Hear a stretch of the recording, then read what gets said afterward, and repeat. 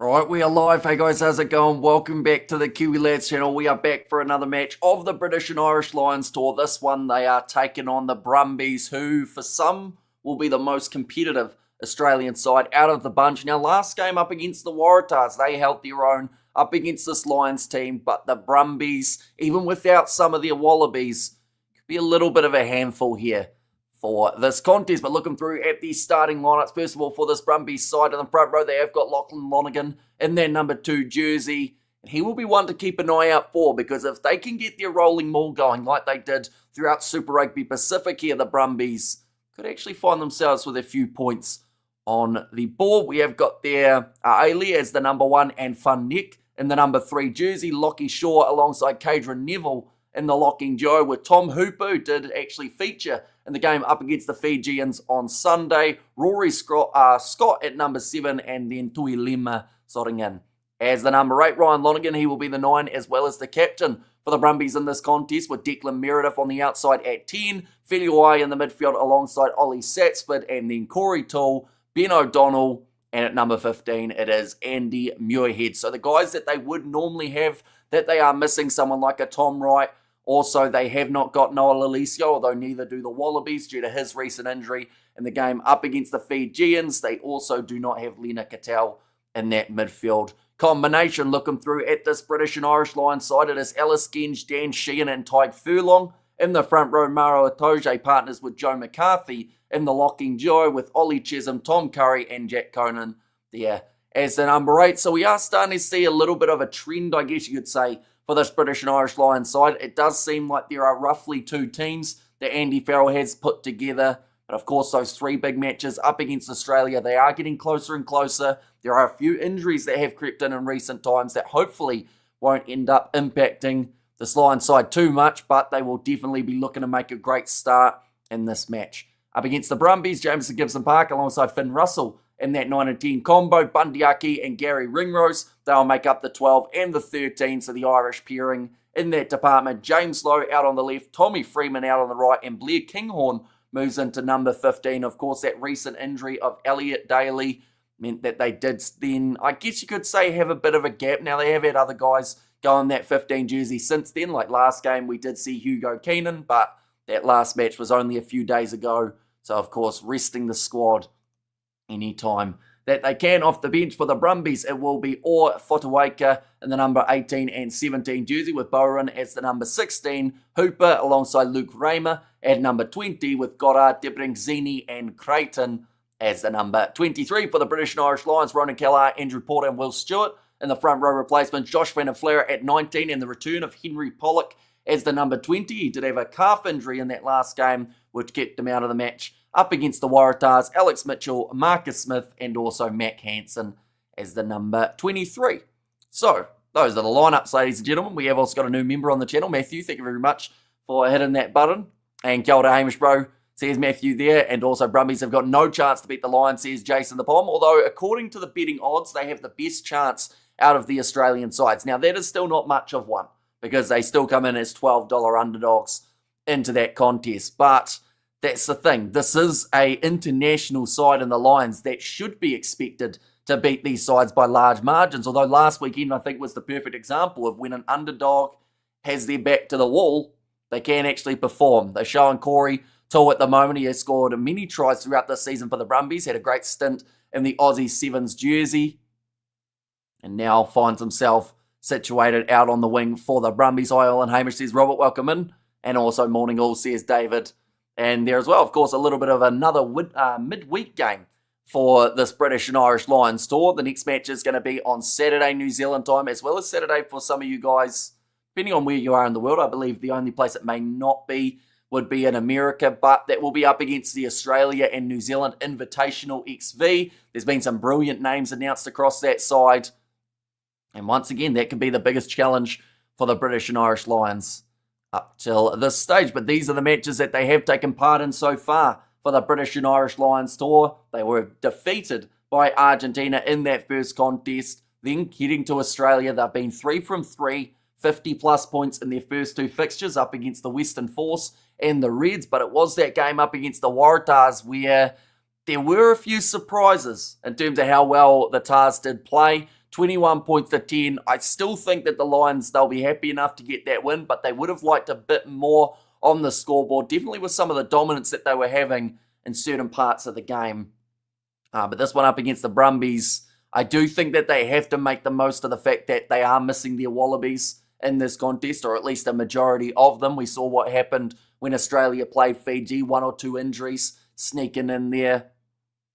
We're just seeing Tool alongside, I think there was Tui Lima in the background warming up. Will be a big man at number 8 for the Brumbies, although, of course, Jack Conan, he has faced some very tough opposition in that number 8 jersey. So he will be well and truly up for the challenge. King of Commentary is welcome back, or is back. Welcome, says Petrus, welcome in. And mate, you're a lifesaver commentating. My live stream isn't working, says Trevor Turk in there. So yeah, only about 15 minutes away. So hopefully if you are able to get your live stream back up and running, it will be smooth for the whole match. But if not, we will be here doing the play-by-play on the channel as well. And hope this will be more of a battle for the Lions instead of one-sided. Brumbies should be a tougher opposition, or proposition, I should say, hopefully from northeast England, says Tony. I do think that the Tars, like I said, they were competitive at times, but I still think people want to see that one big challenge for the British and Irish Lions, a game going down to the wire, ideally before they get to their match up against the Wallabies. A little bit of unpredictability about those test matches would be great. We certainly saw the rust coming from the Wallabies side in their game up against Fiji. In fact, they were one disallowed try away from losing that contest. But this is where the 9, Ryan Lonergan, he will definitely have to well and truly keep up with Jamison Gibson-Park, who has been tearing it up for Leinster as well as Ireland. And he is the last player that the Lions would want to lose heading into, was that Owen Farrell in the background warming up? I believe it was. Of course, he was the big talk of the week. What idiot. Australian Rugby put this game up against Origin. There'll be about a dozen Aussie fans watching. Yeah, it was really bad timing from Aussie Rugby, and I don't know whether or not they had the date first and then maybe State of Origin ended up here, or whether it was vice versa. But the fact that they're playing on a Tuesday next week in their game up against the Pacific Islands XV, it just shows that they could have done this game on a Tuesday and they could have avoided the overlap with State of Origin, because of course it's going to be a decider for the Blues versus the Maroons, so people are going to be watching that in Australia. Hopefully there'll be a few people popping in to watch this game for the Brumbies. I know that they're expecting a sellout crowd, and Lions easy, I hope, says Jason, and g'day Hamish and everyone. I might be wrong, but I think this one could get ugly. Lions could hit 70, or I'm wrong. Oh, okay, so you're going bigger than any other win that they've had thus far. Origin has the same schedule every year, so Dum says Distracted Sports. Yeah, so obviously Aussie Rugby didn't think about this part. And like I said, their next game is on a Tuesday, taking place, 2 games time. It is on the Tuesday, as you can see here. This is all of the dates that they've got coming up. And the thing is, their first match up against the Wallabies, that is getting close, ladies and gentlemen. They get a full week off where they don't have to play, and then it will be straight into that first test. They've got that First Nations and Moana Pacifica XV, and like I mentioned, that is the Tuesday game. So surely this one could have been put on a Tuesday if needed, or something along those lines. But yeah, it'll be interesting. I feel like it is definitely, at the moment, like 2 matches that quite a few people will want to watch. And type 1, this line's by 12, says Johnny. Oh, okay, so you're going with the 12-point margin. Speaking of Johnny's, Johnny Sexton just on the field as well, having a bit of a clap with the team in the warm-ups.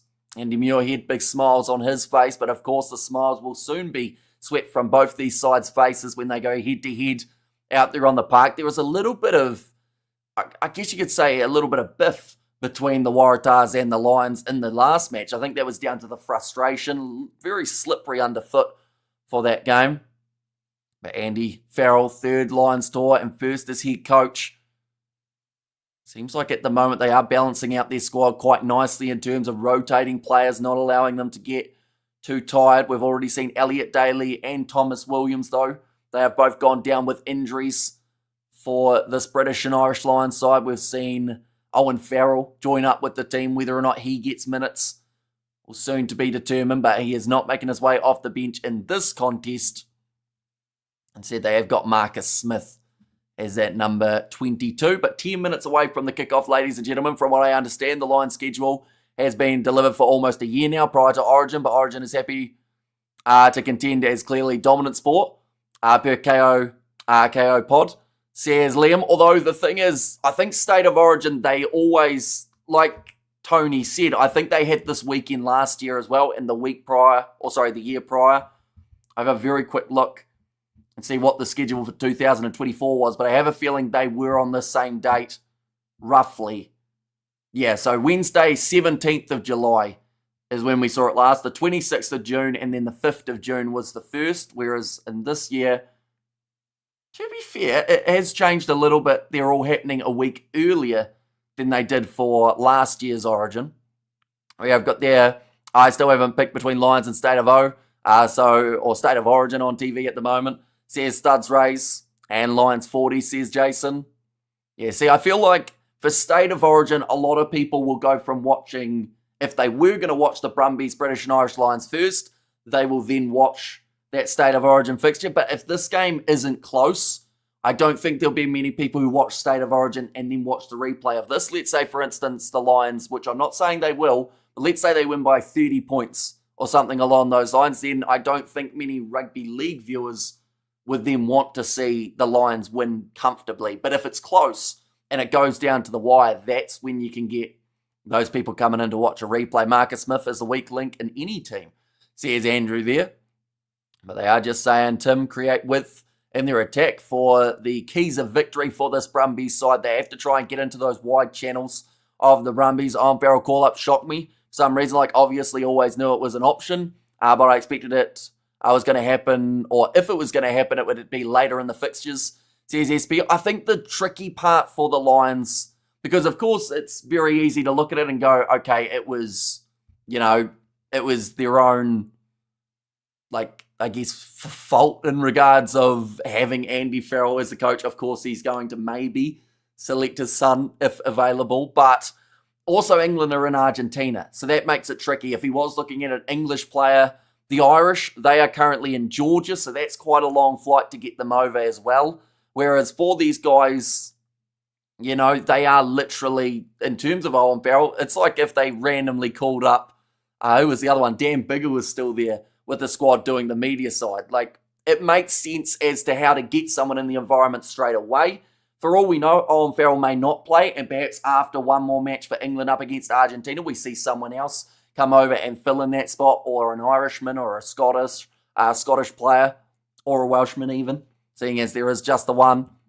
You're there, Matthew, with the donation. Thank you very much, mate. Greatly appreciated for your generosity there. For sure, it's the Lions' fault for not checking, but making it Lions a knockout first to run into Origin as the late game, like the Autumn Internationals or Spring for yourself, says Liam. Origin all day. It's the greatest game of the year. I'll pop back and provide updates, says Tony. And there as well. And also, we were there. It's a close, or if it's close at halftime, I'm definitely watching Lions Brumbies, says Thuds Rays. And there as well. And morning all. Hope you're doing well. I have a feeling that it's going to be a really tough game, but hoping for a Lions. I'm going conservative and thinking Lions by 20, but would hope for more. And you're welcome, my bro. Haven't checked in for a while. Well, it is great to have you back, Matthew, of course. And of course, it is the busiest time of the rugby year, or at least very close to it. July Internationals, we will be flat out throughout the weekend, as well as throughout tonight. We're actually going to be live on the channel right up until about 6 a.m. New Zealand time, as that will be the finish of New Zealand versus Ireland in the under-20s. They are just showing Alan Alatoa on the screen there, talking about this British and Irish Lions tour, although he is not going to be playing in this contest. Same with James Slipper, and I feel like that is where the Lions, with their front row of Genge, Dan Sheehan, and Tyke Furlong, could probably get a pretty large advantage. Greetings to all, says Robert. Welcome in, mate. Hope you are doing extremely well. Hope you're excited for this matchup, and also for those under-20 matches that are taking place a little bit later on. It made sense. More easy access to get them. Just with most of the countries being abroad with the summer tour, so maybe they'll bring someone in, says SB. Yeah, I would not be at all surprised if he's just in there as a last-ditch effort, as that if there was one or two more injuries before they bring someone else in. Like, I could honestly see, that's the thing. Could you see George Ford maybe getting the call-up after that game up against the Argentines only recently? Perhaps they will send his plane to Australia, whereas the rest of the team, they will end up flying back to England. How do you do the all-nighters during the week? Work, Says Duds Rays, it gets tricky, but I manage. I think is the best way of describing it. The good news is the All Blacks lineup is being announced at around midday tomorrow. So because of that, I'll finish that last stream. I'll get to sleep for maybe 5 or so hours, and then I'll be doing that All Blacks lineup announcement. So then that's kind of my morning all tied up anyway. And great commentary on the games. This should be a good game, says Paul there. And the heavier scrum rates weight, says Jason. Shame it's not at the same time as State of Origin. Massive shame. And it's one of those ones that, this is probably the best chance an Aussie side from Super Rugby has to be able to beat the Lions based on the level of talent in this Brumbies lineup. But a lot of people will miss it because of that third decider in State of Origin. And what are the TAB odds? So at this stage, $12 underdogs for the Brumbies. One game doesn't mean a Lions call-up, says Kiwi Rob. That is true, although George Ford has shown time and time again that he is more than capable of filling in that role. There were people who were even debating whether Elliot Daly deserved to be in that British and Irish Lions squad, and from those first couple performances, we could see exactly why he was selected. Now, I'm not saying it's going to be George Ford. I'm just saying, if that was their plan of getting one of those guys who are playing overseas, perhaps they will get separated from their squad after their match. Because we've got to remember, Scotland, for instance, they are currently they were in New Zealand. They are now in Fiji for their game. It's probably easier to get a Scottish player in there as a bit of a utility back. It's a slightly harder role to fill, as there aren't a huge amount of players who do fit that category. You look at someone like a Tom Jordan, perhaps, for the Scots, and then he could end up coming over, although he didn't actually play in that game up against the Māori All Blacks, so I'm not too sure where he is at the moment. He might even be injured at this current point in time. And we have got there, would it not be easier to potentially pick a Scottish player instead of Owen? They are in New Zealand at the moment. I think this pick is a little bit of favouritism, but Owen does have the experience too, says David. True, they might look at one of the Scottish players, although from that Scottish lineup up against the Māori All Blacks, it did seem like they had a few guys who were missing, as King Horn not nailed on 15. He probably is alongside Hugo Keenan. It's just more so who is their backup if one of those two do get injured. And then they'll probably end up calling in someone else alongside Owen Farrell, and maybe that other guy gets the priority. Are you doing any under-20s? We are. We are going to be doing the match between South Africa and Scotland. And then also alongside that, I'll be doing the match between New Zealand and Ireland. So that one will be finishing at 6 a.m. New Zealand time. So we've actually got about 6.5, if not closer to 7 hours of streaming just today that will be happening. But the Brumbies, they are still in the tunnel at this current point in time. This seems like this game is going to start a little bit later than the 10 p.m. that it was initially scheduled for. It's as if they're trying to make it so that it's actually going to be kicked off at the exact same time of State of Origin, which once again would be shooting themselves in that foot that little bit more. Because at least if they start that little bit earlier, then some people will finish State of Origin and pop over to see the end of this game. What games are you covering this weekend? We have got probably about 5 or 6, I would say. We're doing New Zealand, France, South Africa, Italy. Hoping to do Fiji, Scotland, the British and Irish Lions versus the AUNZ Invitational, and then maybe England versus Argentina as well. There might be 1 or 2 that I've missed just off the top of my head. How are you doing today? I'm excited. A lot of rugby taking place today, and both sides just about to make their way out of the tunnel for this one. I want to see Angus Young play the national anthem, says Robert. And just to confirm, are the Māori similar to, say, England A? Are they completely separate from the full All Blacks? I've always been curious. So I guess the straight switch of the England A side would actually be the All Blacks XV, who we did see in action last year. The Māori All Blacks, to be able to play for them, you do have to have Māori blood or some sort of tie to that Māori All Blacks team. So I'm not even sure what you'd compare. I guess in the NRL, the Indigenous All-Stars would probably be the best comparison, or in that as well, they have got a New Zealand Māori side. But yeah, it's very different to a lot of teams, but it's still a very competitive side in that regard. The two sides now making their way out of the Tanu Maro, Atoje carrying the Lion. You know what, they've gone all out with the fireworks at GIO Stadium and plenty of flames around the place as well.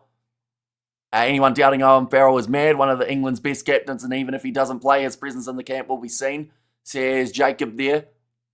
And yeah, perhaps Andy Farrell decided since Daly does have so much experience, perhaps he just wanted another guy, a senior member of the squad, even if he doesn't play, just someone who can kind of say what he needs to say to the team. Like, he's been there before. He's been on tours. Wouldn't it be fun if the other competitions would follow suit, like Africa Rugby Cup? Broadcast all games live on YouTube yesterday, says Johan. I do think that it would be awesome, but I also think that big broadcasters would not allow it one bit. And it does seem like maybe because Supersport didn't decide to pick up that licensing, that is why they were able to do so. So it's reliant on those big companies not wanting competitions for us to be able to see them free to air. Critical decision made. Watching Lions versus Brumbies first half and hoping for a close one, says Studs Racer. Dan Sheehan, they are showing him he would absolutely love to score as early as he did in that last match where he captained. But we are just about underway for this contest, ladies and gents. The referee in charge of this game, it will be Pierre Brosset. Which game did he referee of the weekend? Was it the Wallabies one? Or was it the British and Irish Lions game? What's your thoughts about the French after the performance and criticism for sending the backups? I thought they played extremely well throughout that contest, and I think that a few of those young guys actually booked themselves a spot in the November squad too, slapped back by the British and Irish Lions, and the match is underway, although ball stolen by Lachlan Lonergan. The Brumbies went from losing that ball straight away off the kickoff to then having it in their grasp, but Ryan Lonergan goes across to Hooper, does get hard in the tackle, does get hit hard. He might have had the other one, we don't know, we can't see, but Ryan Lonergan going to put this ball up high, down towards the Lions 40-metre line, knocked on, and it will be the penalty now for, I believe that is obstruction going against Dan Sheehan. And now these referees keep getting work, says David, and Scotland comes back to New Zealand next week to play Samoa at Eden Park, says Kiwi Rob. And also my score is 24 for the Brumbies, British and Irish Lions 40. What do you think? It might not be a mile off. I do think this one will be higher scoring than that Waratahs match that we saw just before, but Kinghorn getting some good height on that in terms of the jump, but just the change of line from Dan Sheehan to try and slow down Ben O'Donnell.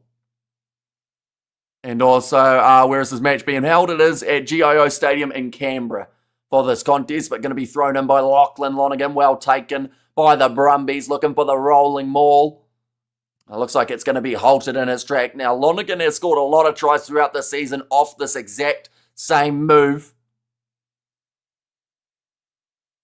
Now they're being told to use it. Starting to go a little bit sideways. British and Irish Lions still holding strong. Lonergan goes across to Satsford, 5 metres out from the try line. New advantage going against the Lions. I think that was against Curry for the man not rolling away initially. 5 metres still for the Brumbies from the try line. Fun Nick gets it up to Hooper. Toje does well not to give away the penalty, but he was very close to it. Are you watching Game 3 State of Origin? I will probably watch it after this. But because it overlaps with the exact same time as this game, it means that it's very hard to watch both. Lisa Yarn in Sydney says Tamahe, and State of Origin starts in 2 minutes. It certainly does. And also, I still think in Lions by 20, but you never know, says David. And Brumbies doing very well. Yeah, they've started this match in a competitive manner. They have won themselves 2 penalties, and they are deciding to kick this one for the corner rather than going for the 3 points. So straight away showing intent, showing that they want to get that rolling ball moving forward, which it did off the first one. They made a couple metres in the process. Hi, Hamish says, Lyle, welcome in. And now, going short side close to the try line for Fun Nick, who is going to be dragged down, pops the ball up to Cadron Neville, who will also be stopped in his tracks. The Lions having a scramble defend on their goal line. Toje is up for the task. Filiwai gets that a little bit close. In fact, that time it was Tui Lima. Rory Scott pick and go. Undiaki making a nuisance of himself in the breakdown, trying to slow down the Brumbies. Cadron Neville almost able to reach out now. Pick and go from Tui Lima. Good discipline at the moment from the Lions not to give away another penalty, and this is great defence on their own line. Bit of a loose breakdown. Tyke Furlong just flopping over the top once again. Slows down the Brumbies. Pick and go over the top and scores the try. And the Brumbies strike first in 3.5 minutes. And that is exactly the start to this game that they would have been after. I'm sad Scott Barrett is out. Yeah, big shame. We don't know the extent of how long he's going to be out for as of yet. But hopefully it's nothing too serious state. These Let's Go Horses, says Lamatasi, and since when were the Lions in the UK and Ireland apart from at the zoo, says Full Heart of Hornets. I'm sure there's some sort of reasoning behind it in terms of the name, but it's been a side around for an incredibly long time. But the pick and go, hang on. Did we just hear the double blow of the whistle? Are we really going to get a TMO check of this as well? I mean, it would definitely sum up the weekend that we did just have, but the Brumbies over the... Oh, I think he was short of the line there, to be fair, from that angle.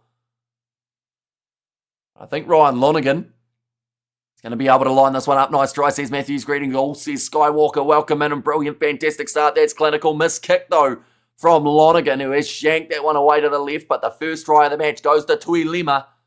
And now 5-0 after only around 4 minutes.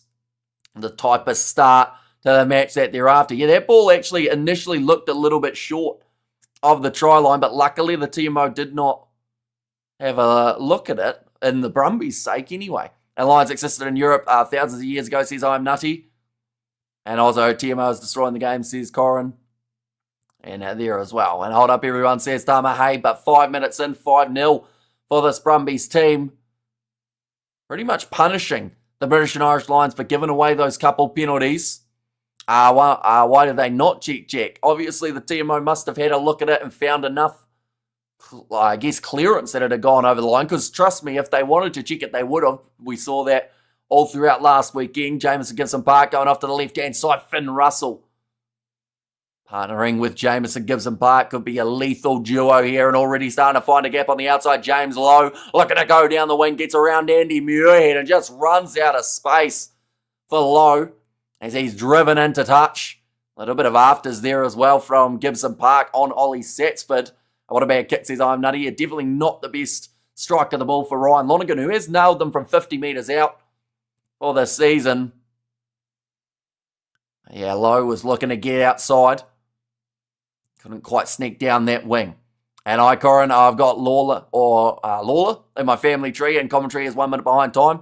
Says James, roughly, it depends on which coverage you are watching. For us, we are watching on Sky Sport now here in New Zealand, so it's normally delayed by a little tiny bit anyway. Now 6 minutes into this contest. Still that 5-0, and the British and Irish Lions will have the throw-in. Dan Sheehan, man in charge of this one. Does go to the back. Maru Itoje takes it above his head, throws it to James Lowe, who does knock it backwards. Referee says play on, although almost fell the wrong way there, Lowe. Gibson Park goes to McCarthy, a few Irishmen across this British and Irish Lions squad, and also in this lineup too. Being rolled back by Gibson Park, 45 metres out from the Brumbies line, going high, and it's shallow. It doesn't quite make it to the 22. O'Donnell tries to claim it. Chisholm may have knocked that one on. In fact, they're going to say O'Donnell knocked it on first, and then Chisholm perhaps. And who's on the left wings for the All Blacks this week? I think left wing they've got to go... Well, they've got two things they can do. They can either go with Caleb Clark, seeing as he hasn't had minutes as of yet, or they can stick with Rieko Ioane. But I do think Clark is the more likely, with maybe Ioane off the bench. And there's one Irish-born, Kevin, says Corin. And when first test for the Lions in Australia, it is actually taking place next weekend. So not this one coming, but the weekend after. So the British and Irish Lions, they get a full week off after that match up against the Australia and New Zealand Invitational XV. Wow.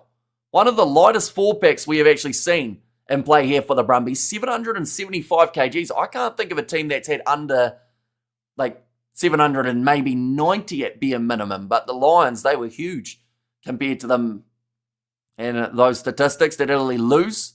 Why are you half shaven then? Says Katzenell. So it was if they won by less than 40 South areas. That was my prediction. That's why the beard did disappear. Going off to the right-hand side now. James Lowe, skip pass attempted. It's going to be knocked down by Andy Muirhead, but it actually falls straight back into Lowe's hands. Gibson Park, cross there. Finn Russell, rush defence from Ryan Lonergan, trying to shut down that back line of the Lions. Now wide, loopy pass to Gibson, or from Gibson Park. Oh, that's an injury in back play. That looks really bad. I think it was Kinghorn. He's limping. He is frustrated. He's trying to continue and maybe just took a knock on the knee. Meanwhile, we have seen the Brumbies manage to get the steal in the breakdown. Now currently sitting 8.5 minutes through this contest, Ryan Lonergan thought about going back into the pocket, but instead will kick it up himself. But Kinghorn, there is concern. He ran forward to that one, wasn't able to leap in the sky. Tommy Freeman tackled round the halfway line. And, Brumbies thought they did enough to get the penalty, but Bruce says no thank you. Tyke Furlong now crashes forward at Cadron Neville. Now off to the left-hand side again, short ball from Gary Ringrose, goes round to Bundyaki, who finds the space, tried to pass it to the man with the microphone on the sideline. Will now be the line out for the Brumbies. Who's on the left wing for the Avies? Oh no, I read that one, didn't I? My descendants come from Ireland. And also we have got there, I want to congratulate Italy for putting up a fight, says Tama. Hey, there were many sides throughout the weekend that were actually much more competitive than people gave them credit for. Good evening / morning, Amish. Says, pleasure and welcome in.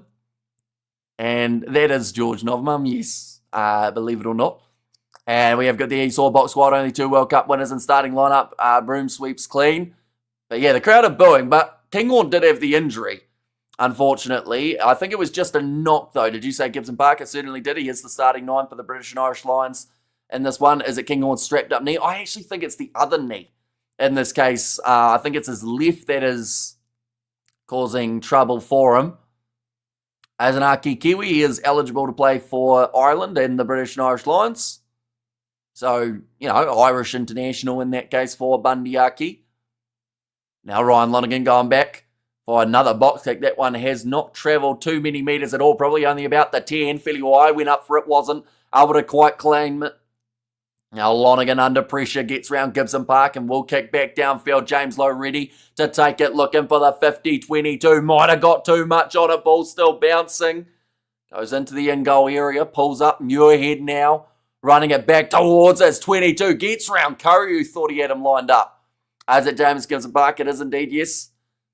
And where the penalty for offside says I'm nutty. And also, I hope Leroy Carter can get a look in this year.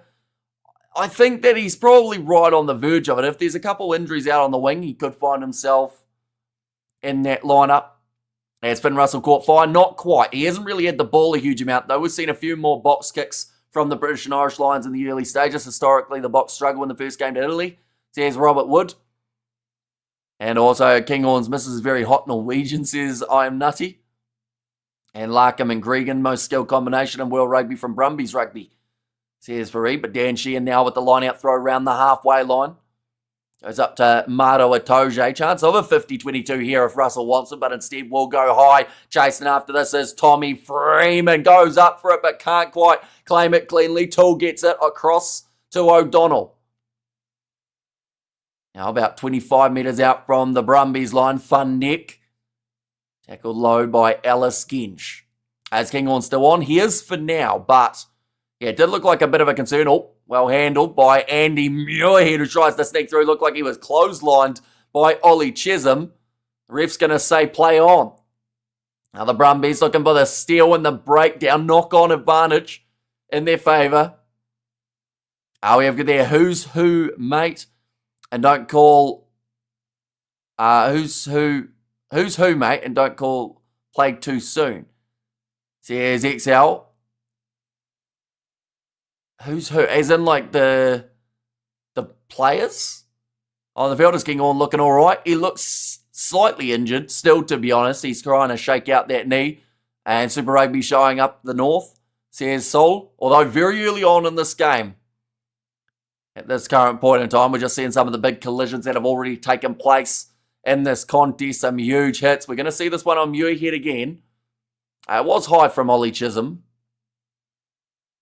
Okay, they're going to show it 5 times on the replay. I assume that's to try and encourage the ref to give the penalty. See Tom Wright and Leonard Cattell watching on in the stands alongside Valentini. A few of the other great options that we might see in a Wallabies kit this year.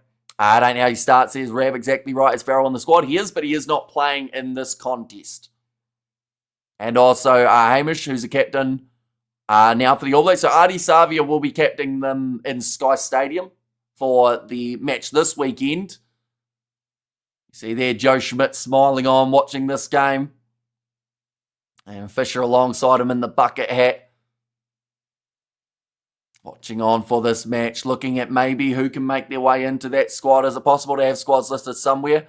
As a pinned message even says, Sorin, we can show you the lineups if you like. There you go. That is the Brumbies side that are taking part in this contest. So quite a few guys missing from what we would see in Super Rugby Pacific. No Tom Wright, no Lena Katau. Just to name two who were already in the stands. Looks like Ollie Chisholm might actually have a knee injury here too at the moment for the Lions, but he is back up. That is why we've got a little bit of a stoppage at this point in time. But Tui Lima, the man who did score the big number 8 for the Brumbies, although one of the lighter 4-packs that we've seen the Brumbies actually put together for this season in terms of this British and Irish Lions lineup. Once again, wholesale changes compared to what we saw in their last game up against the Waratahs. Joe McCarthy and Maru Atoje back in that locking duo. Chisholm actually playing in that 6th jersey rather than in the locks. And then also seeing Kinghorn having a little bit of an injury he's nursing at the moment from awkwardly, I think, sliding into a player.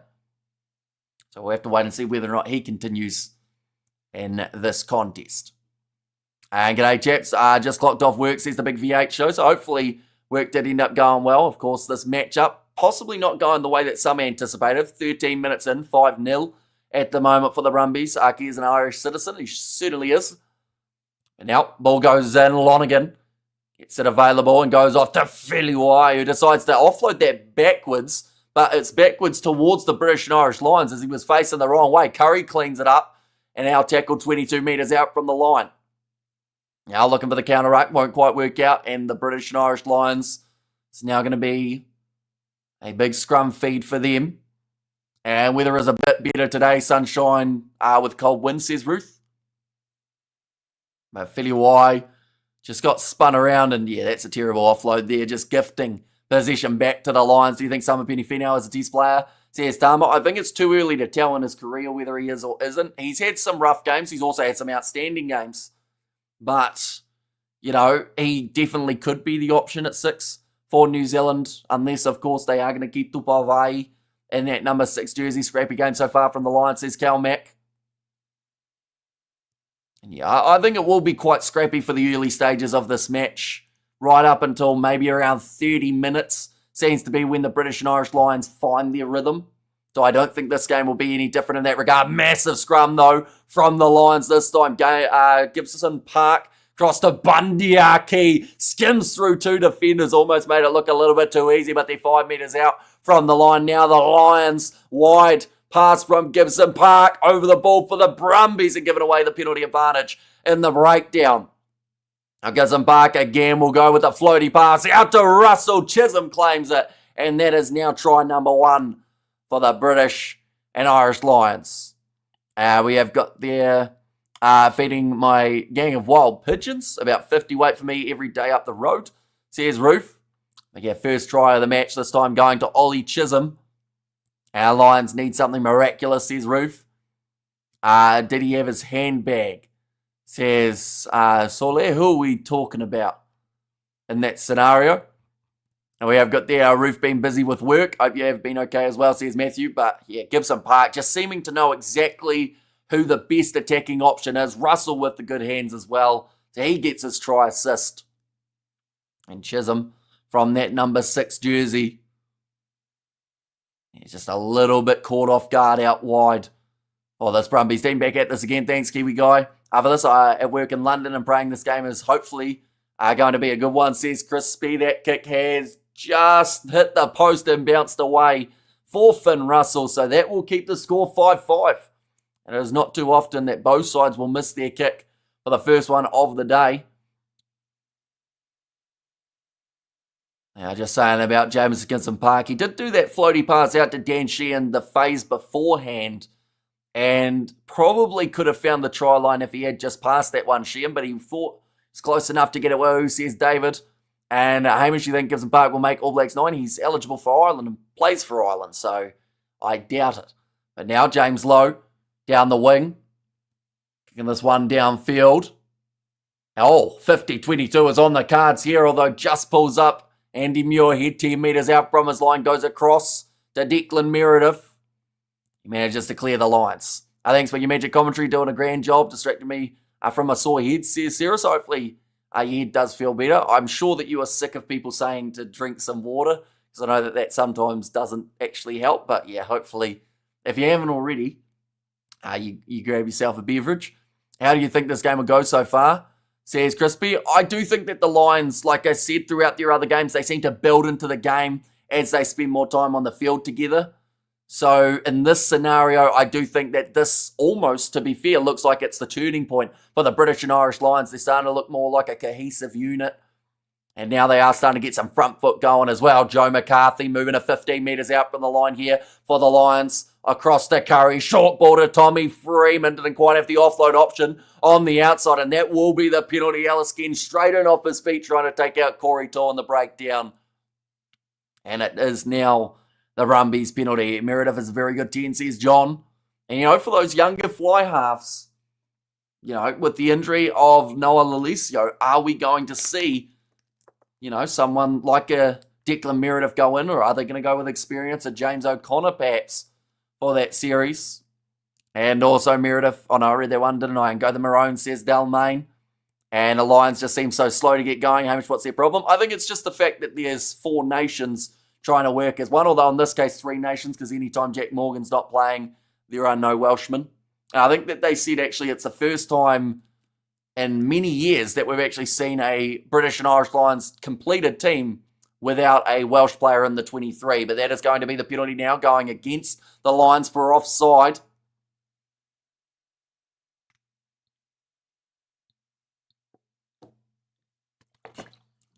Finn Russell not too happy about that one. Since 1896, I think. So that's a long time. That's a very long time, in fact. 4 penalties against the British and Irish Lions. The Brumbies yet to give away a penalty, although they did have a penalty advantage, I believe, against them earlier on. How many penalties so far by the Lions? Another soft one. 4 penalties in total have gone against them throughout the early stages. And no Welsh players, Dang, says Dalmain. And our line-out throw here for Lachlan Lonergan. And 3 nations against 1 nation, says Farid. Although I don't think I'd call the Brumbies a nation. I'd call them a Super Rugby side. A big run from Hooper, who runs straight into Tom Curry. It was quite an upright collision. Both men, I thought they were going to be all right. The ball's actually popped out on the side of the British and Irish Lions, so I'm not sure how they've done that. Looked a little bit high from the Brumbies in that tackle attempt too. Now Gibson Park will roll it back. Can't wait to see Ngani Laumape in Moana Pacifica next season. And fun fact, you'll be able to potentially see him in action this weekend in the AU New Zealand Invitational side, as he has been selected in their squad. A few other great players in the centres though, so maybe struggling to get some game time there. Now Kinghorn passes out wide to Dan Sheehan. Lions, what a fin that has sat down the Brumbie. Now up to the halfway line. Tommy Freeman close to the sideline. Corey Toole putting the body on the line. A little bit of a counter ruck there. Coming from Declan Meredith. Skip past to McCarthy. Another advantage. This time going the way of the British and Irish Lions. Kinghorn plays half. Goes back to Russell. Looking for the 50. 22. And they'll go right back for the penalty. And also we have got there. The Lions backs looked fatigued and slow. I think they're all carrying little injuries, says John. 1/5 of a nation, the Brumbies, says Dalmain. Yeah, massive fend coming in there from Dan Sheehan. Brutal one on Declan Meredith. Morning, Amish and everyone, says Kuno Week. Welcome in, mate. Did you know Ngani Laumape play for New Zealand Warriors, says Tamahe. Quite a few guys have had that past of rugby league. Yeah, just that penalty going against the Brumbies. Finn Russell kicks it into touch. This one will be about 15 metres out from the line. Lions on the back foot, says Robert. Although once their discipline is in check, I think they will be a lot more successful throughout this game. Currently 21 minutes in, and they have now got another great attacking opportunity in this one. Ready to throw the ball, and Sheehan goes short to Gibson Park, who is flirting with the touchline. 10 metres out from the Brumbies try line. Gibson Park again will go off to the left-hand side. Tom Curry. Another good tackle made on him. Rory Scott, I think he almost got that ball. Note playing the halfback. Penalty goes against Lachlan Shaw. And I know Matthew Shayman hectic. Don't stand a chance in that rushing water, says Ruth. And also, we have got there 126 years ago is the last time Sears Flesh in there too. Yeah, so that is a long time indeed. I probably not even know a single player from that era either, in terms of that Lions team. And Peter Steph Toy, the best player in the world, is back full fitness focused at Eden Park. Says Fareed. Yeah, I hope they aren't rushing him back in, because of course this game up against Italy, they don't need to necessarily play him, but if he feels he's 100% match fit, I'm sure he wants to be out there now rolling more. Well defended at the moment from the Brumbies, probably forcing the Lions back 3 or 4 metres here. Now going off to the side to Bundyaki, Finn Russell, Kinghorn. One more pass out to James Lowe, who tried to cut back inwards. And it's a good finish from him. Believe there was a grounding, but I think the TMO is going to get into this one. See whether or not he did get it down. And also we're there, sounds like Lions are gaining control gradually, says Jay. Yeah, they are slowly starting to take control of this match. And the Brumbies, this is where they are at their most susceptible to score, when there's just all-out attack from the opposition. I think Rassi selected him for the breakdown, says Fareed. Oh, Andy Muirhead might have actually put his leg under James Lowe, and that may have stopped him from grounding this ball. From this angle, I don't know if that's down. Benefit of the doubt, you would think would go to Lowe here, but I think the benefit of the doubt's going to go to Andy Muirhead's calf muscle, as he may have just twisted his leg enough to stop Lowe from actually forcing it. Now, we haven't got an angle of a grounding here. Oh, that looks close to down, but it also could arguably be up. So, on-field decision, I think, was no try. In that case, no angle's going to show it. That one boot is in the completely wrong place. Like, don't get me wrong, if James Lowe hasn't scored this, he's got it about that close to the line. So on-field decision will remain as no try and the ball held up. I looks down from behind, says Flesh, and yeah, there were a couple angles there where it almost looked like there was no way he couldn't get it down, but Andy Muirhead, with some great goal line defence, there's an interesting perspective that I tend to think has some merit, is that whilst Mato leads through his performance, which builds rather than being straight off, as this a slow start cause, I wouldn't say that the whole team starts slow because of one player and their skipper. Like, I do just think it is, like, even though they've been together for a few weeks now, you know, there's always that little bit of an adjustment, which is why we see certain players gelling a lot quicker than others. Finn Russell thought about the pass on the outside. You know, this midfield combination, for example, the fact that it is Bundyaki and Gary Ringrose, they'll have no problem whatsoever. Same with the fact that Andy Farrell's the coach. Like, those guys have already run those drills thousands and thousands of times. Whereas when you chuck an Englishman in there, or, for instance, Finn Russell in that number 10 jersey, in a team that they don't normally play together for, it does just take that bit longer. But once they find their rhythm, and because their gas tank is good, I think that that's why they get stronger in the later stages of the game as well. James Lowe tackled 20 metres out from the line now, currently 24 minutes in through this match, and it is still sitting 5 points to 5. Maro Itoje to the left-hand side once more. Gibson Park almost snuck through. And Lonergan over the ball. This could be the turnover. In fact, it will be great work from the captain of the Brumbies here. Benefit of the doubt used to go to attacking team no more, says Studs Racy. It all comes down to what their on-field decision is. So with the fact that Brousset said no try was his on-field, they needed clear and conclusive evidence to overrule it. Whereas the other way around might have been because he had said it was a try, then it possibly would have stayed. If the on-field decision was try, then they would have given it. But it wasn't, says MC. And thank goodness it was given as no try. I can't imagine the reaction. Never mind, says Kernovic. And also some bumped into Bundy and Sydney. Beastie reckon, says Horner. Yeah, great work from Ryan Lonergan there in the breakdown. I will mention anyone who is new to the channel, of course, be sure to hit that subscribe button. It is greatly appreciated you all being here for this matchup. Got plenty more coming all throughout the weekend. So yeah, if you haven't already, be sure to hit that subscribe button. See that little thing? How do I stop it? There we go. That's a new button. But I didn't know that I had to turn it off. I thought it would just do it once. The Brumbies are impressing, says Robert Wood. Hamish, how many disallowed tries is an unlucky the last weekend's matches? I think we probably had about 6 or 7 disallowed tries throughout all of the contests. Now Ryan Lonergan back across to Declan Meredith, who will send it high and wide towards his right winger, who went up for O'Donnell. Loose ball, not quite cleaned up by the Brumbies. Played on the ground by Marcus Smith. Oh, right. Is Smith on for Blair Kinghorn, I would think? Would have to be the switch there. So that is an early concern here. Although, Marcus Smith... Oh, no, he's talking to Tommy Freeman. I was about to say maybe he is on for Freeman with his positioning. But no, I think he's on for Kinghorn. So that could be another concern in terms of the injury department of this British and Irish Lions team. You know, Donald not too happy about that one. Now throwing for Dan Sheehan. Short line out from the British and Irish Lions. Didn't have to throw anyone up there. Bundy Aki, loose ball picked up. Oh no, another knock on this time. Coming from Lachlan Lonergan. Good tackle from Atoje. And we'll bring the scrum into play yet again for this Brumbies side. I think Lonergan was actually setting up to kick that one downfield, and Lions a little disappointing from my perspective, not gelling. See, Studs raised, although second half it does normally get a lot better for them, so I don't think this game will be any different. I'm expecting to see just all of a sudden that click to happen.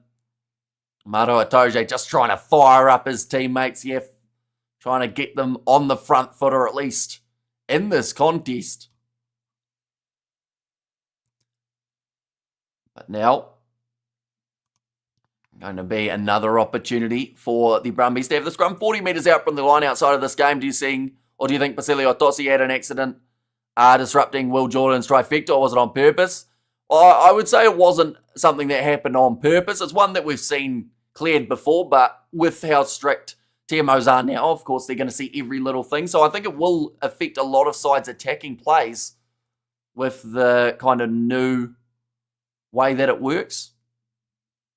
But now, going to be another opportunity for the Lions around the halfway line. Penalty going the way of this Lions team. Filiwai, I believe, was the man penalised. Do you know my brother was friends with David Harvili? Says Tamahay. I did not know that, Tamahay. James, I was so talented, says Dalmain. Now this one kicked into touch. Andy Muirhead trying to create that space on the outside, and it was a good low tackle attempt initially from Gary Ringrose, and then just locking straight over the ball for Tommy Freeman. A nice tackle, Ringrose bring the turnover.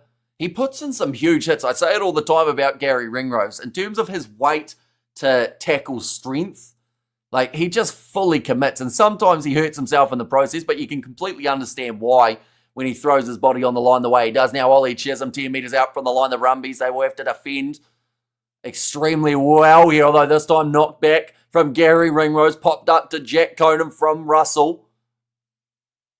Gibson Park.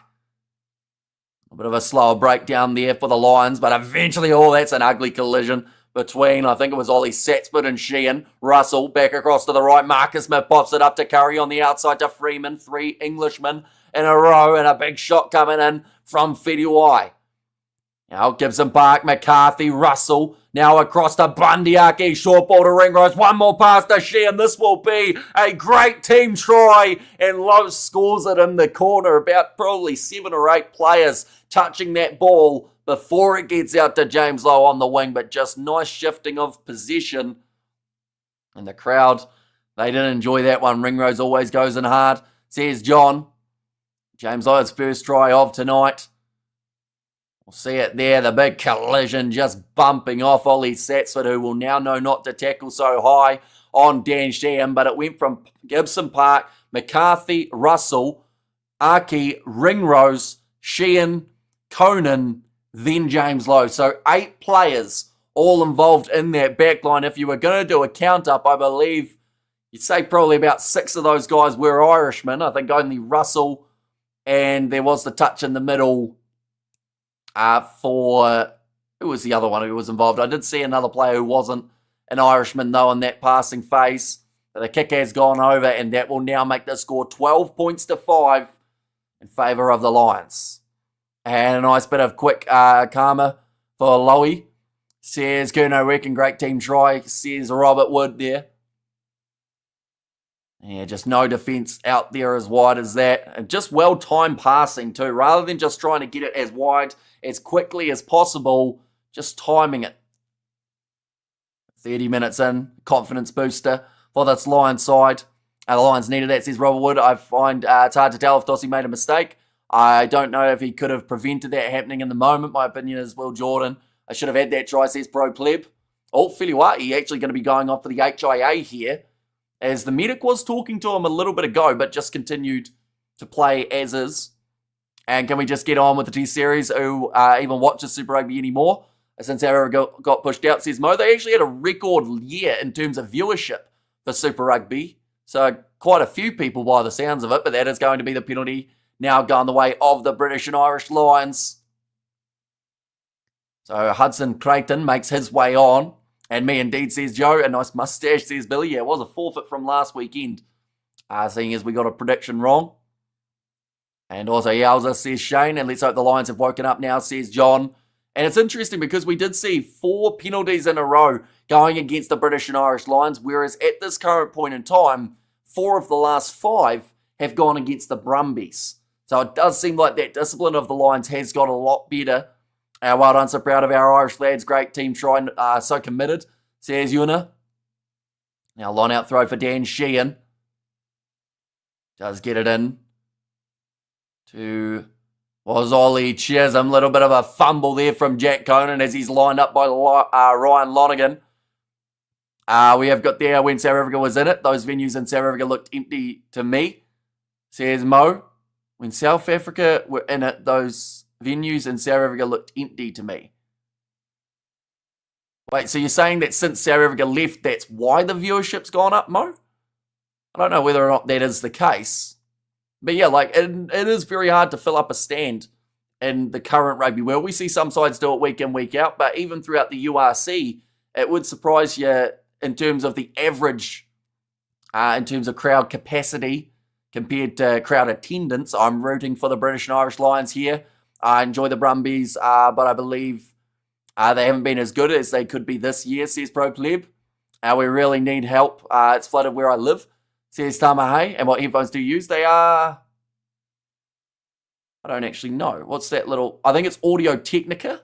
Something along those lines is the brand. I've had them for about 4 years, I think, on the channel. And they seem to still be working, so that's probably a pretty good endorsement for them. Kicked up high, chasing after this. Corey Toole trying to slap it back. And it is on the side of the Lions this time, though. And 32 minutes in, gives them Park, deciding that they will go to the near side of the field rather than the far side. Quickly join the chat for a Wednesday dose of Kiwi accent, says Carlin, and it's greatly appreciated. You're tuning in. We have got the under-20 Springboks taking on Scotland a bit later on. And then alongside that, New Zealand versus Ireland in the under-20s too. Gone high. Oh, big shot coming in. And that is a must-win game for both of those sides. New Zealand and Ireland can still go through to the semi-finals. Finn Russell kicking that one in behind for the cross kick. Sits up for James Lowe. Awkward bouncing ball. And the Brumbies now with O'Donnell. We'll kick it back down. Looking for the 50-22, although it will bounce inwards rather than outwards. And James Lowe, great fella. But he has become good mates with Irish physio Anita. Haven't heard of her to be... Well, no, I've heard of her many times, actually. But now, ball going forward. 40 metres out from the line now. Oh, rush defence from Maro Atoje, who got back up to his feet to have another go at it. Now off to the left-hand side. Looping around. Corey Toole finds Tui Lima. Still the one try scorer for the Brumbies in this contest. And also, we have there not Corey Toole. Says Tamahe. It is Corey Toole. But now, back off to the right. Loose ball picked up by Andy Muirhead. Thought about going on the outside, finding O'Donnell. Bit slow getting back up to his feet there, Ringrose. Is he all right? He looks a little bit rattled at the moment, Ringrose. He kind of flopped forward a bit there. He might have taken a bit of a head knock. That one is a good kick from the Brumbies. Goes in behind. Watching, listening over lunch in Addis. I appreciate the excellent commentary. Thank you very much for being here, David. And yeah, like I said, later on today, we are going to be doing the under-20s Irish versus New Zealand game. will be quite the intriguing contest. Definitely the last time these two sides went head-to-head in terms of the youngsters, it was a very competitive game. And great commentary, Mush. I can almost understand you, says Timothy. It's up, says Dry Time. Welcome in, Amelia. And Queensland try for Tom Dearden, says Johnny Blaze. And Lonergan having a game. And now line out throw 10 metres out from their line for the British and Irish Lions. Position 62% in the favour of the Lions, 68% territory. But the Brumbies are down by just the 7. Overthrown. This one's awkward. Jack Conan does well to be able to claim it. Still seems to be that set piece every once in a while for the British and Irish Lions. Not quite on the same page. Maro Itoje tackled there, looking for the turnover. Kadrian Neville gets it. And now the Brumbies, I would assume they'll go straight back into the corner here. Is it just me, or do I feel the Wallabies and ABs fans are standing united for the AUNZ game this Saturday?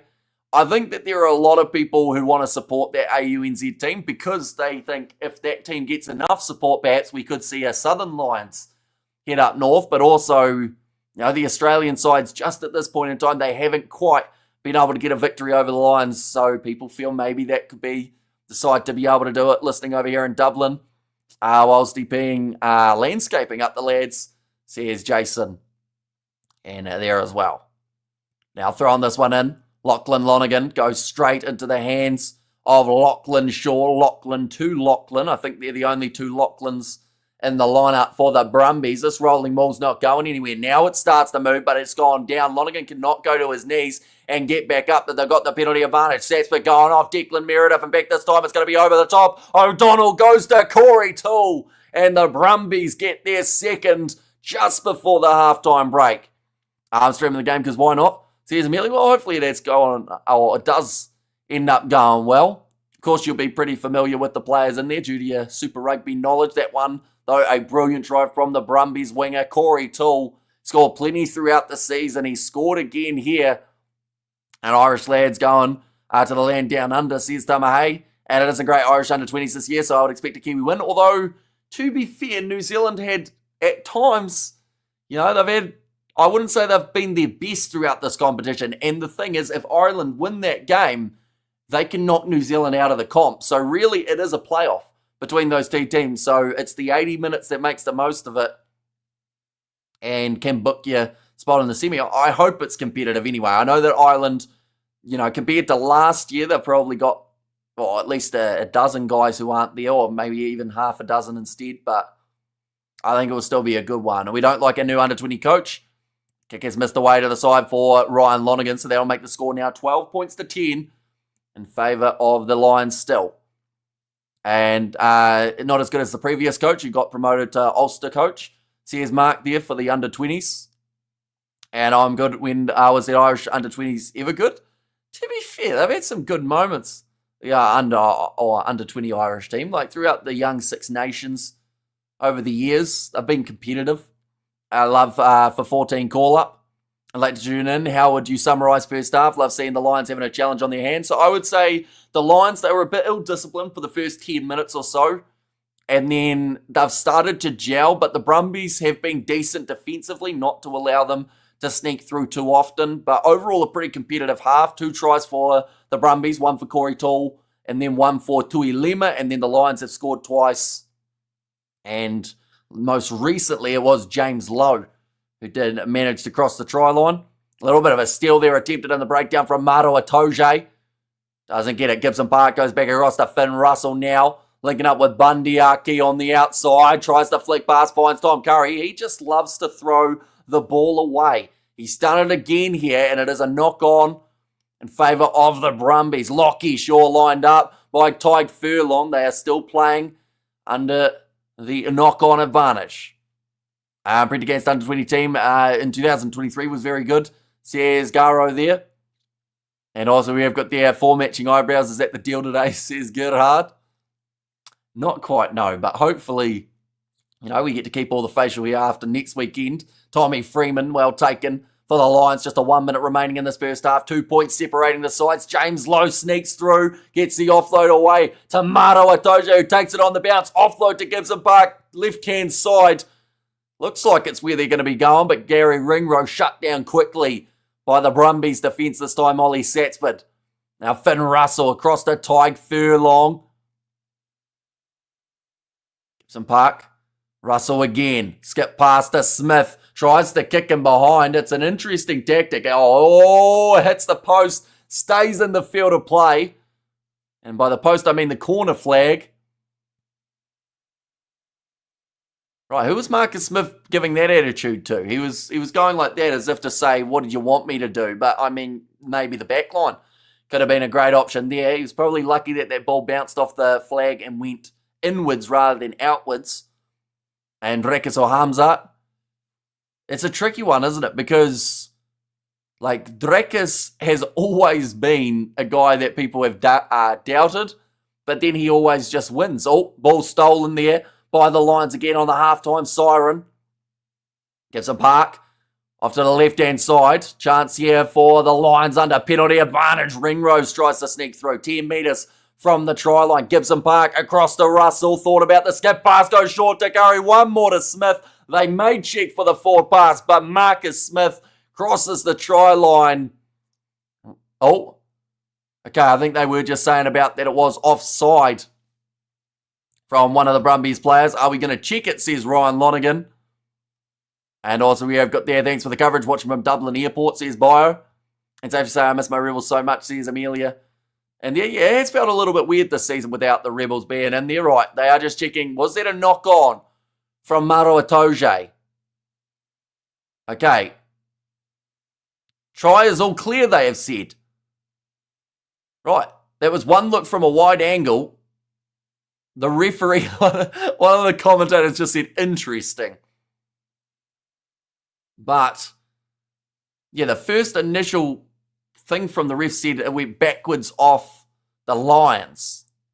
Oh, sorry, back off the Brumbies. And also, what happened to Kinghorn? Knee injury, unfortunately. I thought it was in a little bit of contact that he took near the middle of the field. That kick has gone over, making the score now 19 points to 10 in favour of the Lions. We over there, Bunnings NPC will be good, says Highlanders fan. And it felt weird, me not going ballistic at them. And very quick checks this evening, says Studs Rays and Marcus Smith, is he Asian? If he's... I think he's got... Is it Philippines? Either a mum or a dad from the Philippines? I think. Maybe. Because then there's also Lucas de Camp, who I think is a Hong Kong parent. And I get those two confused. Filipino says I'm nutty. And the joy of having a fair and Northern Hemisphere ref says you're loved there. And why is Marcus Smith on? Due to the injury of Blair Kinghorn. Yes, that's right, Hamish. Says John there. Marcus Smith is half Filipino, half English. And when his fine Anuku returning, he did return for the Barbarians, but it is 2026 when we will get to see him back. And last ref's game was the worst. I think he was Kiwi. Was it Paul Williams in charge of the last one? I can't quite think of. I don't mind TMO as long as it's to the points, or to the point and backed up evidence, hurry it up, man. And Marcus is initially from the Philippines, then immigrated to UK when he was young. Says TMA Fitness. And also, do you think Australia have any chance versus the Lions? I think that they will have to definitely play better than they did in their first match up against the British and Irish Lions, up against the Fijians. But that was where I guess the rust was in play. But, you know, the fact that that's their only game now before the contest, I think will be a bit of a concern. And it wouldn't surprise me if they go down one early on in that series and perhaps try and bring it back later on. Oh, it's the worst injury you've seen in a rugby game, says Justin. I mean, there's been a couple brutal cuts, but I would say one of the worst ones for a lot of people was New Zealand versus Namibia, I believe, in the group stage of the Rugby World Cup, and that Namibian player snapped his leg in half, or like down his lower leg, and his ankle was kind of just dangling off. Awesome commentary. What was Kinghorn's injury? Bad one. So the first initial reaction for me was it looked serious because he was kind of gripping at that knee, but then he got up and tried to run on it, and it seemed like it was loosening up. But then there was a high ball only maybe a minute later that he considered jumping up for, but decided not to. So I wonder whether or not they saw that and went, okay, maybe it's still giving him a little bit more trouble. We have got there I remember that, says Highlanders there. And I was going to show a little more enthusiasm for the Lions try. No joy in your voice, says Una there. Well, my apologies. I will try and be slightly more excited. I thought it was a decent try from Marcus Smith, to be fair. I think it was because of that last pass that they were checking, though. It's very hard to get excited for a try that you know the TMO is going to get involved in, isn't it? And we have got there, how stupid was Awian Mulder, though. A guy doesn't know how to secure the bag, says Lyle, and Marcus should play 10 at some point this tour. I love to see him in Barrow as the 10 and 12 with Russell off the bench, says TMA, and Jamie hasn't played his primary position. Who's crying, says Una. I mean, I would say that, I wouldn't say you were crying, of course. More so just complaining, wasn't it?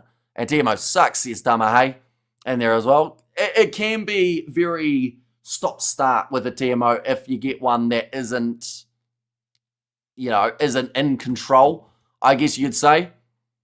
And also we have got their spectacular commentary games, don't go faking for no one, says Studs Race. And also Super Rugby question, which team has the best 1 to 8 and which team has the best 9 to 15? Oh, that is a tough one. Because there are, like, if you're looking at absolutely full strength sides, like, of course the Crusaders would be probably one of the two, and then you'd say maybe the Chiefs. I'd say Chiefs best back line, Crusaders best forward pack. I don't think many people would completely argue with that. Whereas the All Blacks, they are playing at 7:05 on Saturday, and that will be for their second test match up against the French. And also, a Brumbies back, says Ruth. And also, if they're going to use Marcus, they should use him as a 10. It's silly to keep forcing him into the 15 shirt. We said previously he's not comfortable in that position. Yeah, and it does make it challenging for him because, if you're a player and you want to play a certain spot and you don't get to go there, it can always make you hesitate. Tom Jordan should be in the Lions over Marcus Smith and Farrell, says Cal. And they're selling for ready-to-eat avocados for 24 Rand. Who do you reckon replaces Scott Barrett? Naitai Akoi has been training with the squad already, so I believe he will be that replacement. But I think Tui Pilotu will be starting up against the French. Justin put some meat into it, says Farid, and the TMO should be asked for by the ref. Other than inserting themselves into games, other than that, it's the rest decision being final, says TMA. And do you think Doris would be captain if he was not injured? I saw him in the gym the other day. I think he'd have a pretty good shot of being the skipper for them. Like, Itoje, of the players in their squad, I would say it makes sense, but I think Doris would have gotten that nod had he not had that injury. And I also think he would have been probably a starter in all 3 test matches. So, yeah, a big shame that he has picked up the injury at just the wrong time. There was no bunker, says Damahe.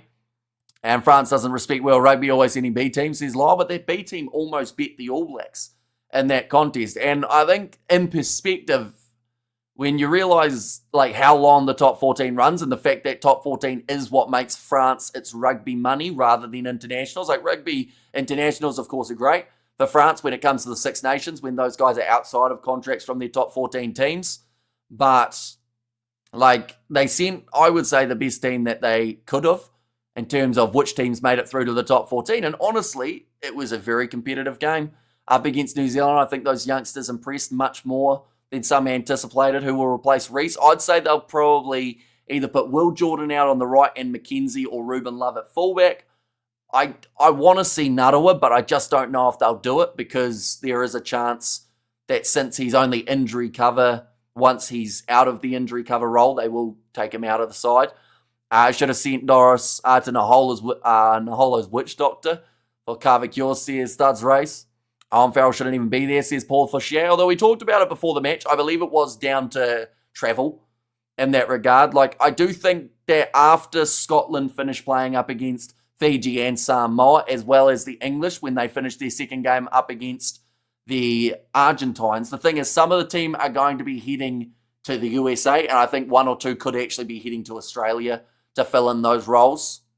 But it's more so with the guys who have already had a massive long flight to England. You don't really want to then give them to Argentina. You don't really want to stick them on another plane to have to travel 20 hours, then make it to Australia. They probably want to give them some time on the ground and also get a couple games under the belt if they can to keep them in that match fitness. Will Quintabaya play this weekend? I would be surprised if they took him out, but in my Scott Robertson prediction, I did actually drop him from the side. Nothing against his performance. It's just something that we might see from Razor to make that switch. How long will Siri be out for? Probably 2 weeks, I would say, is how long it will be, which under 20 teams has huge ball carriers. I mean, South Africa have got a massive pack in that department. They can sometimes be a little bit rusty, but I think this thing that helps South Africa too is that massive amount of pace in the backs. Like Justa is one of the quickest players we've seen in quite some time in the under-20 setup. And Queenslander cooking 20-0. Jeez, that's a one-sided game, isn't it? Although last game, I think the Blues did come back a little bit, didn't they? Geordie had a blinder. See Shane. So yeah, it's pretty hard to take him out of the starting lineup in that regard. And how do you rate Du Plessis? Can he get a start? I think for him to get a start, they have to be willing to put Savia back to 8. But the question is Savia their plan for 8 throughout the season? Or, are they going to go with Karefi more as that impact off the bench? Although he didn't get too many chances in that first match up against the French, although he did try in a few breakdowns, of course. But these are the benches for these two sides. Currently the score, at this point in time, 19 points to 10. So if the Brumbies manage to get themselves any form of points in the second half, they will officially be the highest scoring Australia team up against the British and Irish Lions at this point in time.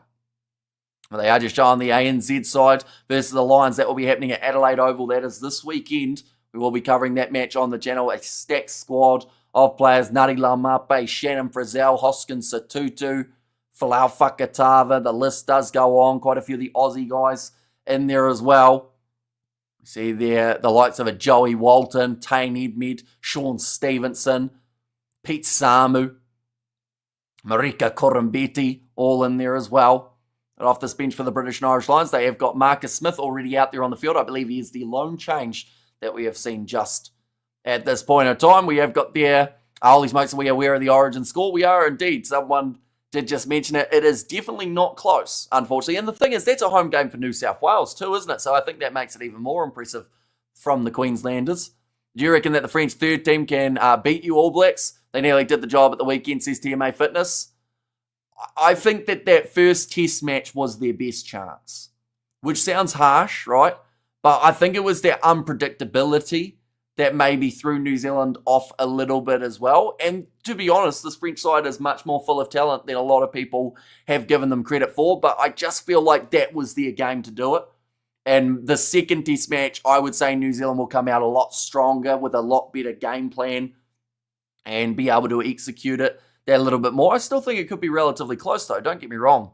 Like, we could actually see another last-minute thriller, but there's also the chance that New Zealand, similar to what they did up against Argentina last year, and also up against the Australians, they have that one close game and then they smoke the teams in the second half, or the second game, and then maybe that third one when it's experimental, that's when we see France have their better chance too. You think the Brumbies will score 7 points this half? I'd like to think they'll be able to get at least one try, but 2 missed kicks so far from from Ryan Lonergan, I should say. And are you watching the All Blacks game here? We will be doing the commentary on the channel for that matchup, as well as South Africa versus Italy. We'll be doing, hopefully, Fiji versus Scotland, Australia versus the Invitational, Australia and New Zealand side, England versus Argentina, a whole heap of matches all taking place on the channel. Enrico's last chance, says Shane. Do you think Roygaard box kicked too much in the first test? I think his box kicks were a little bit deep. But I also do think that was slightly down to the fact that not many people were actually chasing those box kicks. Plus, New Zealand weren't doing well in the aerial challenges. So, Ratama, he might have gone for just as many. Perhaps he would have put a bit less distance on it. But I think it was also trying to win that territory game. And New Zealand made a couple mistakes in getting those kicks just a bit too far. Overall, is if Kinghorn's injury is bad, who comes back in? Tom Jordan, George Furbank, Freddie Stewart, Jimmy O'Brien. Out of those 4, I would probably say Tom Jordan, just because with Scotland, he's already pretty close. He's in Fiji at the moment, and then he'll be in New Zealand next week, so it's just a short flight away. Whereas a few of those other guys, the likes of Furbank and Stewart, you got to fly them over from either Argentina or the USA. Jimmy O'Brien. I think he is currently with the Irish team, and they are taking on... Who they got this weekend? I don't actually know who Ireland are playing for this weekend's fixture. Is it another game up against the Georgians, or is it someone else? We have got their top 14 as Premier League of Rugby. And also even Springboks can send a competitive B team. Since when is top 14 bigger than World Rugby? The main guys are missing key games for France. It's shameless. Says Lyle. Unfortunately for France, top 14 is bigger than international rugby. In terms of this window, this is the only time that they have an opportunity to rest their players before the next top 14 competition. So, you know, it is unfortunate, don't get me wrong, but it is sadly what we will see from France a lot for their July internationals. And the comparison to the Premier League is actually a relatively strong one in terms of some of those guys don't get to play international for their countries because of those big contracts. Contracts are contracts. I'm afraid top 14 clubs are ruthless and players fulfilling them. Says it all. Yeah, it is not very often we see a guy not actually have to finish a contract in the top 14 unless there's been a massive, massive inside argument. Portugal says Jona there for this weekend, and it's a cool thing on Eat Chasers when he said that the Lions tour should go to the team that is highest in the world rankings, but you can't have a Lions tour the last 2 times. Says TMA, say this, the Lions tour would be awesome in France. Says TMA, is there also a chance though that we would just see it go New Zealand, South Africa, and take Australia out of the equation? Because that's the thing. I think for Australian rugby, if they were to lose the British and Irish Lions tour, honestly, they almost lose Australian rugby in general. Like, this is their money spinner in terms of something that actually gives them a chance to make profit. Now, the thing is as well, though, let's say the British and Irish Lions do go to France for the July internationals. Do France play an experimental team because of their player contracts in the top 14? Is probably the biggest argument, because of course we know that France with their strongest team would be a great British and Irish Lions tour, but would teams in the top 14 allow their players to play in it? And midweek visits to lose in Bordeaux and Bayonne, says TMA. And James O'Connor play this weekend, or playing this weekend, says Fortnite NBA, but both sides have made their way back out of the tunnel. Do we got an announcement for the All Blacks? It is going to be taking place tomorrow, and I will be doing the video on the channel for it as well. And we have got there, Ducitois says, Timmy and Argentina should get a Lions series, but would like to see the Southern teams play the Lions up at home. Says Jason Wall. Kicked off now for the second half. Quite the Mohami morning from the Cayman Islands. How's the game? It's been fast-paced for this first half. I think that the Lions are starting to find their stride just that little bit more with the last-minute try from Marcus Smith. Sorry, I probably didn't say that with enough excitement, did I, Una?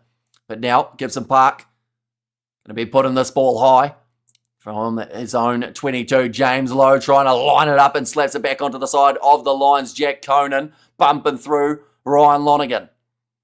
And July All Blacks test could have looked like this. France, Ireland, Scotland, says John. And also Argentina doesn't have the club stadiums, says Jay. What time is the All Blacks announcement for the All Blacks? I believe it is around 12 again, or maybe a little bit later. Now going up for Andy Muirhead. That's now 2 times that he's tried to get the ball, and both times has just come up short. Tyke Furlong hits it up. Now Jameson Gibson Park goes back across to the right-hand side, goes to Bundy Arki.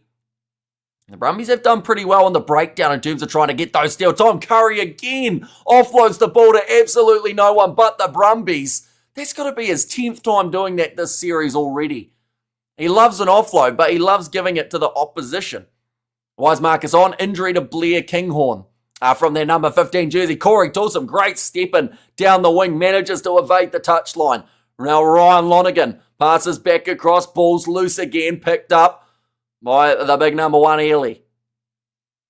Now advantage in play for the Brumbies. Tom Hooper hits into 3 Lions players and they'll go back for the penalty. Curry always overplaying it, says Morgan. I'm pretty sure Ducitois made 38 tackles in one of the World Cup matches versus New Zealand, says Timmy there. And what players are in the AUNZ squad for New Zealand? So they have got the likes of Shannon Frizzell, Nutty Lamape, Sean Stevenson, Falau Fakatava, David Havili. There are a few others as well. And that side, Hoskins Satutu. And also, it wouldn't be the first time the French surrendered to us, says TMA. I think you're doing great without you. We'd be lost, says Yorna. Oh, Corey Tour very close to touching that sideline. And Lions could do a South American tour of Uruguay, Chile, and Argentina after a club tour of the US, says Jimbo. And not joking, Tom Curry stinks, says Gary. Right, they are just saying someone was very slow getting back up to their feet. I think it was for Lachlan Lonergan, in fact. I'm not sure if he's going to be able to continue in this game. And Curry really is trying to not get picked in the test team. Says Fletcher, I think he's trying to lighten his workload a little bit heading into those Aussie games. But yeah, unfortunately, like I said, he's just had far too many errors throughout the last little while in terms of just always offloading to no one. Like, there's maybe 2 or 3 times that it works, but a lot of the time, it isn't quite doing the job. But it looks like Lachlan Lonergan, the way he was walking there, it looks like he might not be continuing in this game. He's trying to walk it off. I just wonder whether or not this is the wrong choice here. But he probably knows that he is a crucial part of this Australian team for the Brumbies. And Australia and New Zealand sets God's own. They also got Rob Valentini right. Imagine Shannon Frizzell at 6, Rob Valentini at 8. I think they've got Pete Samu. I'm not sure about Rob Valentini, though, in the one. In fact, we'll get the team up now. All right, we'll go like this. We'll go with, what is it? I think it's rugby.com.au's side uploaded the announcement. Potentially. Oh no, it might have actually been Australian rugby instead. He's just not that kind of player. He should stick to what he's good at. So here's Jimbo for Curry. Now, kick downfield from the Brumbies. In fact, no, sorry, from James Gibson Park, who is not happy with how far down that kick went. Thought he probably deserved a few more meters there, by the sounds of it. UNZ don't get a mix with the other team. Says Lamatasi. And also Aiden Ross-Kerr Eklund in the AUNZ, says Fortnite. Thrown in by Lachlan Lonergan. And taken, what was that? Too long, I assume. Oh no, closing the gap. Okay, I didn't catch that from the ref. That was a very strong French accent. Okay, so player who entered the line-out from halfback position started within 2 meters, I think is what they just said. So that is why it was a free kick. Yeah, so Ryan Lonergan was a little bit too close in that line-out. If he keeps offloading to no one, is that his fault or the team's fault, says Bro Fleeby. He's just playing a different game, I guess. In that regard, AJ Lamb says Fortnite. I wonder what David Campisi makes of Australia's chances versus the Lions, says Lyle. And how good is Aiden Ross? He's a handy player. He came in for the Reds and actually had a relatively solid game. McCarthy lines up Lonergan. Now kicked high from Declan Meredith, going out wide towards O'Donnell, who wasn't able to get it cleanly. Marcus Smith does very well on the ground. And that looks like that ball's going to be stuck in there, so it will be a British and Irish Lions scrum now. And Josh Van der Fleer, as Mr. Reliable, says Mark Sonny, and he will be making his way off the bench as the number 19 in this match as well from the Lions team, who stands out. I would say Gibson Park looks like he's going to be the starting 9. Definitely with Thomas Williams being out with an injury. Like, don't get me wrong, Ben White looked okay. Well, sorry, in fact, it was Alex Mitchell, I believe, the one who I was thinking of. But I think Gibson Park's probably secured that 9. I would say in this back line, we've seen a lot of James Lowe throughout this contest. Finn Russell, he's done exactly what he's needed to do from that number 10 jersey. And I'd say, in terms of the forwards, like Dan Sheehan has probably been one of the busiest out of the 4 backers. He's actually found himself in the back line a couple of times. Plus, Ollie Chisholm, I think, has actually done pretty well in the number 6 jersey. Now, ball fed in. Gibson Park waiting. And they will go back for the scrum reset. 30-18 Lions says targeted individual. And hope King Horn is okay. Yeah, he's toughed it out a little bit, which makes me think it may not be as severe as it could have been, because like he was down looking like he was in a lot of pain, but then he got up and tried to run on it and still looked like he was having a few troubles. But overall, I think he was thinking he was going to be able to continue, but they didn't want to take that risk. Mitchell was good, but his ruck speed is not even close to James Gibson Park, says Jimbo. And the Black Ferns playing this weekend. They certainly are up against the Australians. Now, you reckon Black Ferns or Australia? I would say New Zealand probably have got a good chance. Now, ball being fed in by Gibson Park. Holding strong there. The Brumbies almost getting a little half shove there in that scrum, but then going down. The penalty goes the way of the Lions. Currently just the 9 points difference between the two sides. I think it was Linton Lele, or Ely, I should say, sorry. Didn't quite get it right there, Finn Russell. Now we'll be able to kick this one out. We're having a Kinghorn. It was knee injury. In the middle of the field, I think it was a collision that ended up with the knee either smacking into someone or maybe twisting it awkwardly. As at the time he was down, I didn't actually think he had the ball in terms of when I spotted him. But yeah, went off for Marcus Smith around 20 minutes in. Maro Atoje claims that one. Curry now running. This time passes off to Gibson Park. Russell finds Ringrose, who goes straight through across to Marcus Smith. Grubber in behind. Ringrose should win this foot race, and he certainly does. Scores the try. It could have been him or Gibson Park, and there was half a moment where it looked like both of them were going to go for the ball. But Gibson Park leaves it for Ringrose. He does get another try, and New Zealand learnt the goosey from Campo. I'll give us back our Pavlova. Says Shane and Black Ferns lucky to draw against Canada. Crazy last 5 minutes. Says James, and who's Josh Van Flair coming on for? I would say possibly for Chisholm, if I had to guess.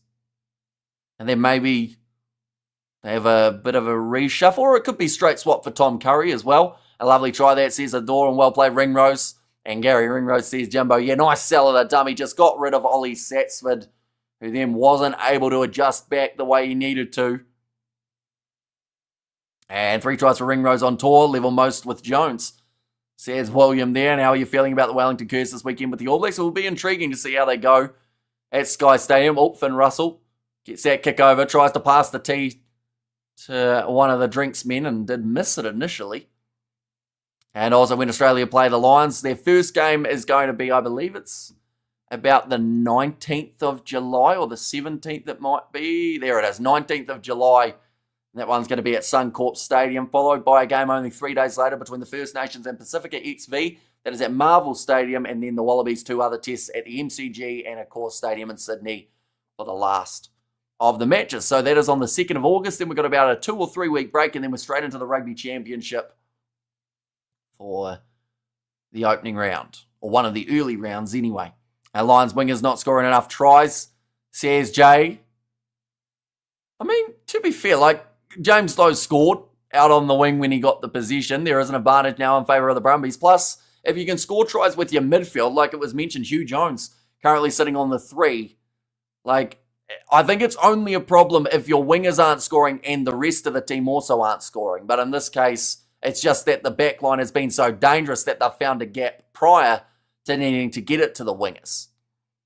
Now Lonergan going off to Fun Neck. It looked a little bit high from Sheehan in first contact. And now, cross again, Daly. And I got either thought perhaps the Brumbies scored. Says Bruce in there, and Australia plus 8.5. Doesn't seem like the correct line against a very ordinary Lions squad. Says MC, although we are still a little way away from that one. And to be fair, the Australians look pretty ordinary up against the Fijians too, although as you'd expect for their first game back, little chip behind from Corey Toole. Goes to Freeman, loose ball. Oh, Gibson Park had his first almost handling error of the whole day. Put the pressure on Freeman. Corey Toole put it on the pressure there, and now a 5-metre scrum for the Brumbies. When is the championship for the All Blacks? Rugby Championship will be August and also September. And then maybe there's one game in October, I think. And great to see Ringrose. Oh, where'd that go? It was great to see Ringrose running freely again. Absolute class, says Studs Race. Well, Jordan is brilliant, says James. In excellent hands by the Brumbies, says Jimbo. Looks like Lachlan Lonergan. He tried to get through that ankle injury, but he will now make his way off the field. So they've decided to give the number 16 Bowen a chance. Ugh. That's a very awkward way to be sitting there if you are the Brumbies player. His knee was bent in all sorts of awkward ways. And Dama says Shane. Now Luke Reimer, he will make his way on. And that is for Rory Scott. Ellis Genge makes his way off, and that is for Andrew Porter. Zarraga will smoke the All Black, says Fortnight. And Will Stewart also on. Tom Curry goes off for Josh Van den Fleer, so that is a straight swap. And in the championship, says Fortnight, and Brumbies scored, says Chris Ott. And now scrum feed for the Brumbies. One more short, straight into the hands of Hudson Creighton. That is what we call a spoiler, ladies and gentlemen. But the Brumbies are now back into the contest.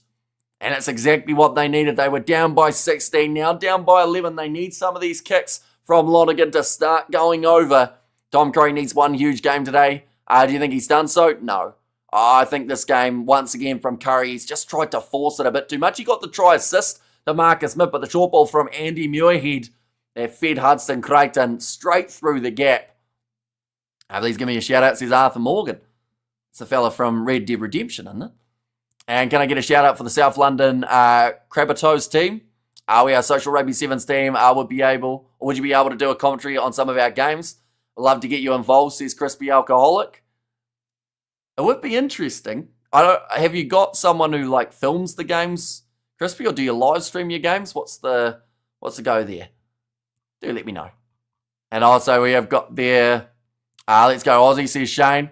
And how is that not a scrum penalty right in front of the ref? And stop Chris, says MC.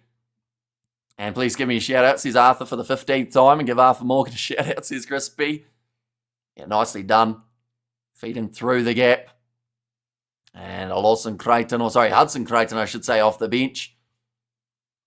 Does get the try. 17 points to 26 after the successful conversion.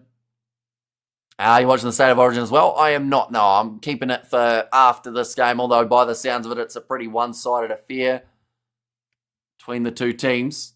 I think Arthur should have a shout-out. Yeah, Arthur certainly would like one. In fact, he wanted 10, didn't he? Now the Brumbies in possession inside of their 22. Ryan Lonergan being told to use it by the referee. Oh, charge down from Ollie Chisholm, but it goes in a touch, still 20-0, and Arthur Chilbro, says Johnny. And All Blacks got the Wales in November, says Fortnight. They certainly do. So does South Africa. Quite a few sides playing the Welsh in the November internationals. It's a good charge down from Ollie Chisholm, putting the pressure on. He has had a very strong game here, Chisholm. Thrown in. Atoje went up for the steal. Claimed by the Brumbies. So Bowen gets one of his first lineouts correct. Would you like to narrate my... I don't think so, Mikkel. I feel like surely, an AI can do that one. Is anyone here a Wales fan, says Fortnight NBA? And I hope for the Wales' sake, they get some form again, says Zazazak. But now, I think that's Cameron Orr, who's actually made his way onto the field now. He's been playing his rugby in America. And all the Wales fans watching State of O, says Johnny Blaze, and also hope for Wales' sake they get some form again, says Zazazak. And that's given into the blackmail. Please retract Arthur's shout out, says Jay. Nicely taken by Maro Atoje, though. Now, rolling maul setting up. Dan Sheehan at the back, tries to bust through Ryan Lonergan. Tackled in the end by Tui Lema. Oh, that was a knock on in the breakdown from Gibson Bark, who was under a bit of pressure. People need to try and queer with the facts. These Oz sides play with each other the whole time. Combos are tried and tested. The British and Irish Lions do not. Lose play or turn, the balance is altered, says Kerno Rick. And yeah, I do think that is why in the second half, the Lions are always stronger than their first half of rugby. And Freeman being relatively non-existent in this match. And Brumbies draw, says Bowen. It's like saying, it's like 5 waiting for Box versus Scotland's games. I hope Junior Box win. Yeah, and if they do, they have guaranteed their spot through to the semi-finals. Doing their Ireland versus New Zealand game straight afterwards. And that is going to be extremely intriguing. See who gets. I hope they draw. I got a bet on this. Says Destiny there. Oh, so you backed the draw. The draw would have been paying quite a bit, was it? And there goes Ryan Lonergan. Better make the Wallaby squad or I'll protest. He's been class tonight. Yeah, he's looked really strong in the 9 jersey. His goal kicking was a bit shaky, but then saying that, I don't think he's going to be the goal kicker for the Wallabies if he's in there. How much time remains? Still another 25 minutes, and territory and position both still in favour of the British and Irish Lions. As Conan on the field, he is still out there, yes, in that number 8 jersey, and may get 1 or 2 more cracks before they look for the Henry Pollock sub, unless they look at Pollock going on for Chisholm, perhaps. Keep an eye on Andrew Porter's scrums against opposition ball. Never take square contact, and that one's gone straight down. And the Brumbies scrum, Gibson Park tries to get the charge down, but kicking downfield and does find touch. And also Brumbies might squeeze it, says Jay. And also, I agree, Curry, but some of my English mates rate him higher than Josh Van Der Flair, I should say, sorry, from Rab. Well, that's the thing. Like, Curry in the breakdown can be absolutely class. But he's kind of throwing away the work he's doing in the breakdown by giving the ball back to the opposition when he ends up with the ball in hand. Not really. All these Aussie sides are B-sides. Their top players are away with Wallabies, so combos aren't comboed well. Says Johnny Blaze and All Blacks might put 40 on France this fortnight, and Ireland is first to the the Autumn Nations Tour. Says Zach, but now the penalty does go the way of the Lions. Brumbies drag down that rolling maul. A little bit of push and shove there between Tom Hooper as well as Gibson Park. And good shout, Storm is tuning in. And under England under 20 and Wallabies under 20 today. We are going to be also keeping informed about that game on the New Zealand versus Ireland. I wasn't sure what game to play because both teams theoretically do have a lot on the line. But England might miss out on the semi-finals because of not getting those bonus points last week, which is absolutely crazy. All France or Argentina need is to get 1 losing bonus point for either scoring 4 tries or being within 7, and they will actually knock England out. I bet Brumbies and draw for State of Origin, says Bowen. That would have been a hefty multi if you put the 2 together. A comeback for Golden Point kick, says Bowen. And now rolling maul attempted here again by the British and Irish Lions. 3 metres out. They've been told to use it once. This is a really ugly looking one. Porter was down on his knees. Got back up to his feet. Continues to push. And now this ball, it's trapped in there somewhere. Spinning around. It's at the back. And I think Van Der Flair might have got it down. They're going to check this one. No, it's held up. I'll make 6K 13 plus for New South Wales. Okay, they're going to be checking this to see whether or not it was legally held up. This could actually be a yellow card, though, to the Brumbies if they did it wrong. And Curry is usually a top player with the Sale Sharks. Says serious hip surgery, but still gets stuck in, says John. And lots of good games on today, says David. They certainly are. Are you staying up for New Zealand versus Ireland today? I am indeed. We will be covering that one on the channel. Then I'll be able to get about 4 hours sleep, then get back up to do the All Blacks team announcement. Sup, says Mark. Welcome in. Rolling more chance here, and I think that spun at maybe just the wrong time for the British and Irish Lions. Where is the ball? It was initially held up, call from the referee. So on-field decision is no try. They will need clear and conclusive evidence. That looked pretty close, to be fair to him. Although, is it going to be clear enough? Where is he? Okay, there's no clear sign of a grounding at this point in time. Mention me one more time and I'll leave. Says Arthur there. You get out of jail. Aussie, says Shane. This might be a little bit similar to the first half in regards of there's no clear, conclusive evidence. It looked pretty good from one of the angles. Andrew Porter can't quite believe it. But this might be the case of just bad angles for Josh Van Der Flair. Okay, so they're just saying there that Van Der Flair actually brought it back up because he was celebrating scoring it. That looks down, but the ball magically turns into someone's boot, which makes it very hard to see summary of Russell today. He's done his job pretty much. There haven't been any massively expansive plays or anything like that. Just a handy enough 10 in this one. They're saying there that they have to give it. Surely this one can't be another disallow, can it? I think this is going to be no try. And thoughts on Chile versus Romania? There's been some competitive rankings between... Right, it's no try for Josh Van Der Flair, who looks shocked by that one. I've just said there that Andy Farrell has taken it pretty well too. but the conclusive evidence was not there. Our reposition was terrible. Aussie commentators are saying they saw a grounding. So, yeah, that is something, I guess. And it will keep the score at the moment at 26 points to 14. And it will be the big goal line dropout. See it there, Jack Conan.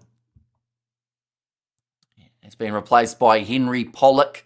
Oh, no, sorry, Conan's still out there. Must have been Chisholm, who has actually moved into the locking duo alongside Atoje, and I believe it's McCarthy who has gone off. So a bit of a reshuffle there. Marcus Smith tackled low there too. 22 minutes remaining in this contest. Chisholm with a bit of a fumble of the ball, but he manages to regather before he makes contact with Cadron Neville. It was too late. Iafa was far too gone to be saved, says Tanner. And the Lions had the best four players, or best players of 4 different European nations, and they still can't blow the Brumbies away, says whomever. To be fair to the Brumbies, they have played a pretty decent game of rugby here. British and Irish Lions throughout their first 3 matches, scoring about 130 points. They were due to not score some. That one's going to go out. And it's a good kick in behind from Finn Russell, playing at the territory game. It's strange all these tries disallowed. Van der Flair, probably the most honest rugby player alive, says Yuna. And to be fair, one of these nations is Wales, says MC. And yeah, for the first time since 1896, I believe someone said, we have a British and Irish Lions 23 without a single Welshman in it. To be fair, one of those nations, I read they won and try all day. Says your love, but now claiming that ball, the Brumbies only 5 metres out from their own line. Ryan Lonergan decides to run it straight at Maro Atoje. Being told to use the Brumbies are trapped inside of their own half just in recent times. Declan Meredith. Let's kick it down into touch, but it will still be only about 15 metres out from the try line. And it could be close, says Liam. And Chile made top 20. Some great rugby going under the radar in South America. Yeah, sorry, I think I brushed over that Chile-Romania game. Actually quite an entertaining fixture from what I was able to see. I think it was available on Rugby Pass TV for a bit of time. Do you know Wales were first in world ranks at one point in 2019? They certainly were. And how times have changed since then. Of course, the Rugby World Cup draw happening this year, so rankings could be quite important for certain sides. Now another rolling maul here. Oh, Dan Sheehan falling over at the back of the ball, but manages to spin himself back up. Today, under 20, Spain wins easily. Who are they playing in that game for Spain? It's not Argentina, it's not France, it's the other team in that group, is it? I was going to say Italy, but Italy aren't in that group. I can't actually think of who the other team is in that group. That's pretty poor from me, isn't it? But now off the feet. So another penalty does go the way of the British and Irish Lions. Little chip behind from Marcus Smith. Just goes too deep. And they'll go back. Oh, Marcus Smith gets the ball passed into his face. Chucks it in the back of Luke Raymer. And now is told to go get the ball. I don't know whether or not Raymer did it on purpose there. I think it was just he popped it up to him and Marcus Smith turned around. And slightly wrong time. We have got there. Yep, they were acting like they meant something. I remember their smugness during that penalty, says Johnny Blaze. And smug like you, says Robbie Young. And also the Welsh regions are in dire strait, and rankings at the top 5 mean nothing. Any one of them can win the World Cup on the day, although they do mean something this year because it's the Rugby World Cup draw. Like you can be, let's say, 1st, 2nd, 3rd, 4th this year, and then drop right down to 10th at the time of the Rugby World Cup, but you've done your job up till that stage because you will be ranked and you will be drawn in that position where you have a slightly easier group. But Dan Sheehan, who will make his way off the field, and that is for Ronan Kelleher, who does make his way on, straight out in front of the post, actually taking on the 3 points here. The British and Irish Lions. This is to give them a 12-point lead, which is a bit of an interesting margin. Definitely when they've been on attack for so long down this end of the park, you would think that they would go for one last attacking chance or something along those lines to try and, put this game to bed. 6 balls, says Jay. And also, we their 2019 Atoje was Peak Atoje. I used to be bloodthirsty, says Tanner too. And ranks at the top 5. I read that one tonight. Top 6 or 12 is key, not top 4 or 8, says Jay there.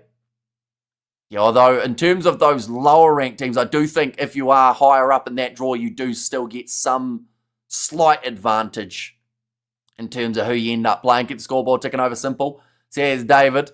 Anytime you turn a 2-score game into a 2-score game, you just have to take it, says MC. Or although it was already a 2-score game, so now it's just a 2-score game with 2 conversions, I guess. Who did Marcus Smith replace? He replaced Blair Kinghorn. I give New Zealand a hard pull, see how we do. Says Highlanders fan. Now Ryan Lonergan going to be rolling this one back. I see you playing Saturday. He is not. Still out with the injury. Knock on there from the Brumbies. Gibson Park now looking to find a gap, but he is flattened. And the tackle. Finn Russell, someone's boots fallen off. It's not Ollie Chisholm, though, because he has got both intact and just found himself a gap. They didn't gain added advantage, says MC, but the penalty now goes the way of the Brumbies. Luke Raymer. Little bit of push there between him and Ollie Chisholm. Tom Hooper getting in the face as well. He seems to be knowing that he can get under the line's skin, and he will be more than likely playing up against what happened to Blair Kinghorn, knee injury. But not sure of the severity as of yet. Adventure done, then sending B-sides in.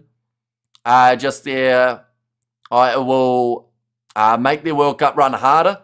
And Cinderella lost her boots, says Jay, and clear grounding of the ball, says Rich. It looked pretty good, to be fair, and I think the Aussie commentators felt like it was, but the on-field decisions have been really key throughout this game. 2 times that the ref has said no try due to on-field decision, and then that is where they have ruled it as not clear and conclusive both times. Feel sorry for Pollard, says Mohadin. I assume that's for him not playing up against Italy, but he'll be back. Like, they are just rotating the side, trying to give everyone a few minutes before the Rugby Championship. Lions so poor in the breakdown this tour, says Morgan.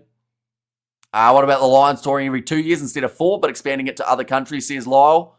So in that case, you want it to be the same year as the Rugby World Cup, or would you change it so that it's 1 year each side of the Rugby World Cup, Lyle?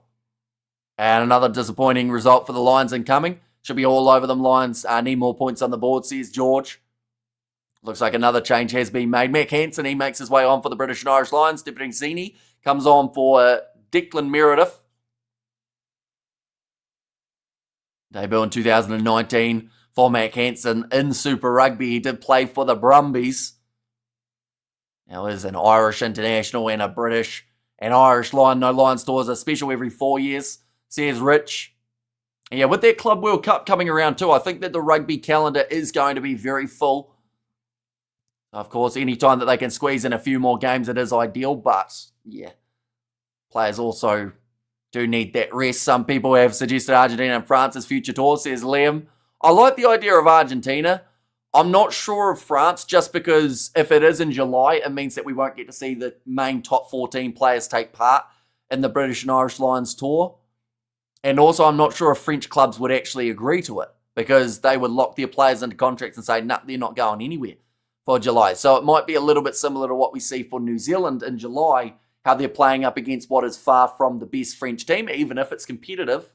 You know, you won't see those same faces that you'd see during the Six Nations. Also have Six Nations to consider, says MC. That is correct. And she in good workhorse, says Ruth there as well. But 15 minutes remaining. It will be a scrum round the halfway line. Jameson Gibson Park to feed this ball in. Gibson Park. Oh, front row's collapsing there. Referee says we'll just use that one. Marcus Smith back across to the left goes to Gary Ringrose. He's had a standout type of game in the number 13 jersey. He has scored tries himself. He has also set them up. Now Andrew Porter driving himself up to 30 metres from the line. Argentina would be good. They have passionate fans, says Liam. And Tour of France will be a waste. Now run from Henry Pollock. Drags down, or at least attempted to be dragged down by Corey Tour. Gets only 5 metres out from the line. Now Maru Itoje pop pass up to Porter, who took a huge hit. And now trying to get in the breakdown and get the steal. There was Tom Hooper. He has been told to get out of it. Back across Finn Russell. Skip pass out to Bundyaki. Offloads back to Smith. Picked up by Chisholm. Still under penalty advantage.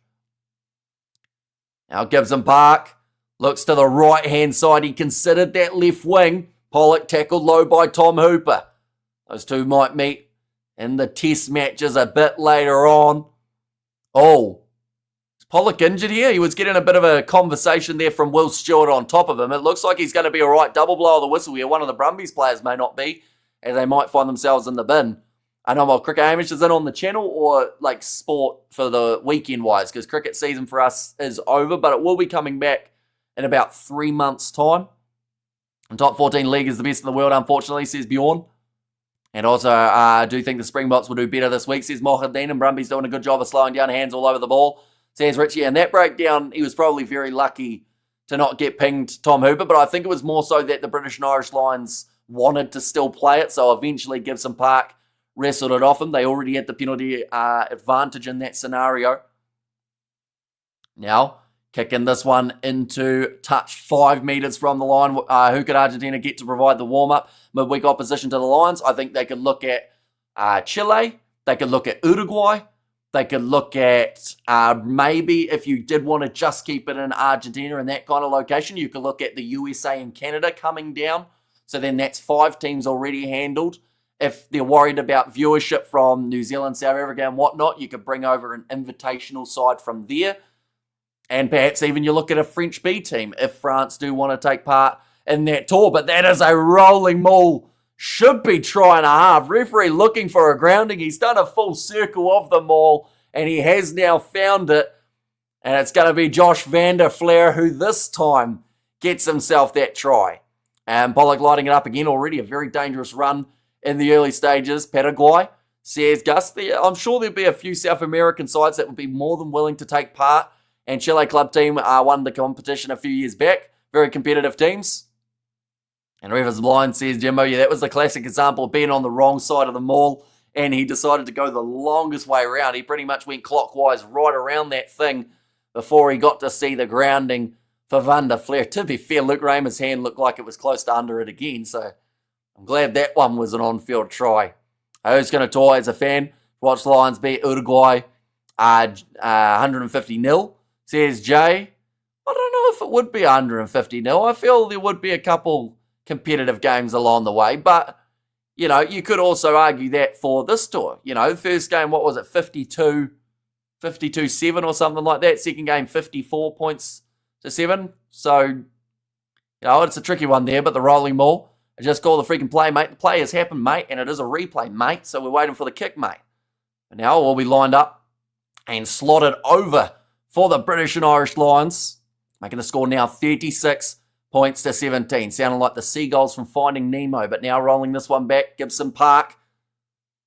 Chance here from inside of his 22. And let's go, boys. Another try coming. Says Roof there. Invite the French B team. The French D team will turn up. Our Lions only win by 6. Says Glenn Daly. Now the Brumbies in possession. Off to the left-hand side. Chance here for Ben O'Donnell. Romaro Atoje almost got the steal in the breakdown. And Brazil versus Argentina XV was 15 points to 42. Says Zizek. Now kicked high. Bounces back into the hands of Finn Russell. Will Stewart having to try and dive forward on that, but the Brumbies back in possession. Now looking for the little kick in behind from Ryan Lonergan. This one skidding towards the try line. And just goes dead by about a metre. So we'll go right back to where it was kicked from. And Chile, Uruguay, Brazil have good teams that are developing, says Zazazek. And we've got to remember, if this Argentinian British and Irish Lions tour was to happen, it would be no sooner than, 2037? Somewhere around there, perhaps. Or, you know, if they were to jump in somewhere along the line. So, you know, there's time for those sides to be able to develop. Try to get to the line, says Ruth. I do see quite a few fans in attendance. It was a sellout at GIO Stadium. Of course, State of Origin also taking place at the same time. It seems like still a decent showing for this rugby union fixture. They are going to be in action again in only about 3 days' time. The British and Irish Lions, they'll be taking on a New Zealand and Australia Invitational XV. And then it is a week off before the big match up against the Australians. Now scrum feed for the Lions. Sitting about 42 metres out from the line. They were worried about Taurus being harmed. So they pulled that idea temporarily. Says Zizek. Now big push there from the Lions scrum. Referee says it's good enough. Finn Russell back across to Smith.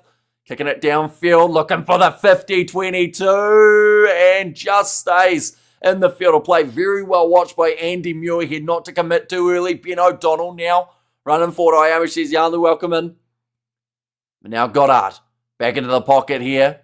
Jack Debrezini has kicked it into touch around the halfway line as well. In fact, it probably is about 40 metres out. Never going to happen. So here's Robbie Young. And now sitting 8.5 minutes left in this fixture. Still time for the Lions to work their way towards that 50 points, which they have been able to reach twice throughout this tour. It's just that game up against the Tars where they did score 21 points, but the Brumbies, they have scored more points than any other side up against the British and Irish Lions, while in Australia, as over America, don't have the grounds. Besides, they have cucumber sandwiches and tea after the games. Why no beer? So here's Timothy. And also we have got their 2037 by then World Rugby be called Top 14. And also good Lordy, says Ruth. And there as well, nicely taken. Ollie Chisholm goes across to Mitchell, who has made his way onto the field for Jameson. Gives him park, flat run, and hard from Jack Conan. And the turnover and the breakdown, the Brumbies, they get themselves the penalty in the breakdown. Luke Raymer's got about 2 or 3 already. He's shown a little bit of a weakness in this Lions 4-pack. Kicked into touch. Matt Hanson follows it. Won't be able to keep it in. Bundyaki just set up Conan to just run flat and fast. Tom Hooper got in there, and then Luke Raymer got straight in after. Like they said, just a little bit of a different play there from the Lions, something that we haven't seen too much of throughout this series. Line out throw now for Bowen, and it is claimed by the Brumbies. 22 metres out from the line, running it straight at Finn Russell was Hooper, but now this time Conan almost got the steal back. About 20 metres from the try line now, looking off to the left. Now Debrezini on there to Andy Muir here. To be fair, the RGs love meat, pretty similar to South Africans and the Bryce. Now, another pick and go, this time from Harrison Goddard, offside against the Lions. Chance again here for the Brumbies. Debrezini with a short ball to Cameron Orr. Now Raymer has to play half-back. Hudson Creighton, that was close to Ford into his grasp. No Jake White, no win. Says Titanium. Now quick hands from Hooper. Bounces back up, and they're losing more metres here. Seems like they wouldn't be a mile off. Going back for that advantage here. Now they are going back for it. I think the Brumbies will look for the corner once more. And need the Lions to not score more than 1 try. Got money on under 27.5 score difference. So you really need the Brumbies to score here just to feel that little bit safer then, I guess. Looks like another change is just about to take place. It looks like a quick tap is about to take place for the Brumbies here too. Tired legs, says Jimbo. And top players for the Lions, I would say that Ollie Chisholm has thoroughly impressed throughout this game. Gary Ringrose has been strong at 13. Gibson Park, with the exception of 2 handling errors, has done pretty well also. There was an ugly collision there for, I think it was Gary Ringrose. He has got back up though. He is a tough individual. Like I said earlier on, he puts his body on the line, but now 10 metres out from the line, the Brumbies. And that little bit closer. Lions every 16 years. I won't be here for God's sake, says Timothy. And now another advantage going against the Lions for our side. Maybe those tight legs are starting to lead to a few more mistakes. 4 minutes, or in fact, no, sorry, 6 remaining. Debrezini, wide cut out pass. Corey Toole tries to step to get around Mac Hansen, offloads it back to Sats for 22 metres out. Jack Debrezini going for the cross kick, and Alex Mitchell had it covered. They'll go back again. Would you choose Chisholm or Byrne at 6? I'd probably go Byrne. But it's nice to know that they do have that option of Chisholm if needed. Like, Chisholm can also slot into the locking duo, though, if absolutely needed. So, like, Chisholm off the bench could be quite an X-factor player for them. Although Byrne's the same. He could be that guy who makes his way off the bench and can kind of change the game. Well, we will go like this. And like that as well. And like that. There we go. These are the upcoming games for the British and Irish Lions. I think that one up against the AU-NZ Invitational will certainly be intriguing. Quick tap taken by the Brumbies now. Pick and go. Somehow out up there by the looks of it. Although they've managed to free it up so that it is at the back of the breakdown. I think if you're the Brumbies, you have to shift this. Oh no, straight through. I thought the Lions had that one covered, but straight over the line for the number 16, Liam Bowen. And just like that, the Brumbies get themselves a little bit closer back into this contest. And working on the ladder today, Trev, and I'm nearly 60, says Jimbo. Chisholm for me, and more security in the line-out. It's probably a good point if they are looking at that line-out as the big one that they want to try and get right, because the line-outs have been a little bit shaky. Invitational team looks pretty strong, says Zazazak, and we are going to be covering that one on the channel too. But now, 5 minutes remaining in this matchup. Bowen gets his first try up against the British and Irish Lions. He just ended up with Van der Flair and also Bundy Arkey, just leaving that gap a little bit too open. And geez, Hamish Brumbies super impressive tonight. Lions heaps to do at the breakdown and with combos evening all. And Brumbies just won me $360. Yes, says Chris Ott in 3 minutes, says David. Yeah, just the short time remaining on the clock. Possession, 43% for the Brumbies. 39% territory for them. Opposition 22-4 for the Brumbies. 13 for the British and Irish Lions. They've had less than half the carry meters. They've only tackled at 78%, the Brumbies, yet they are still only 12 points behind in this contest. So they have shown plenty of resilience. It looks like they aren't finished yet. They are inside of their 22. It feels so wrong rooting for the Lions, or against the Lions. But hold on to this point difference and I'm a few $1,000s richer, says Yawn.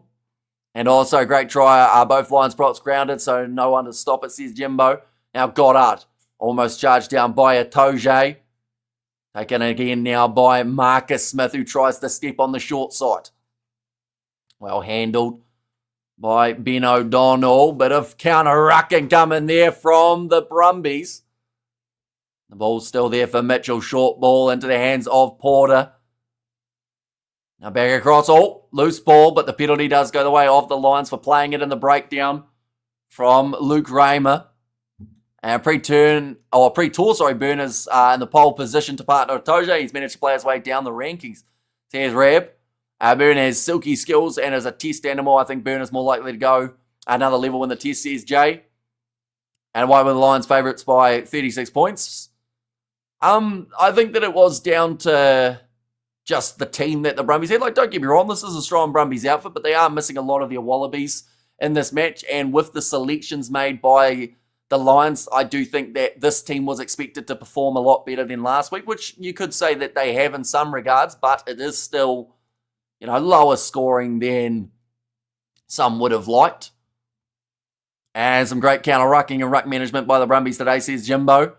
As is pretty much the Lions' A side. I'd say that it's getting closer, but it's still probably a few players away from the best possible Lions side that they can put out. Some great counter-rucking and ruck management from the Brumbies.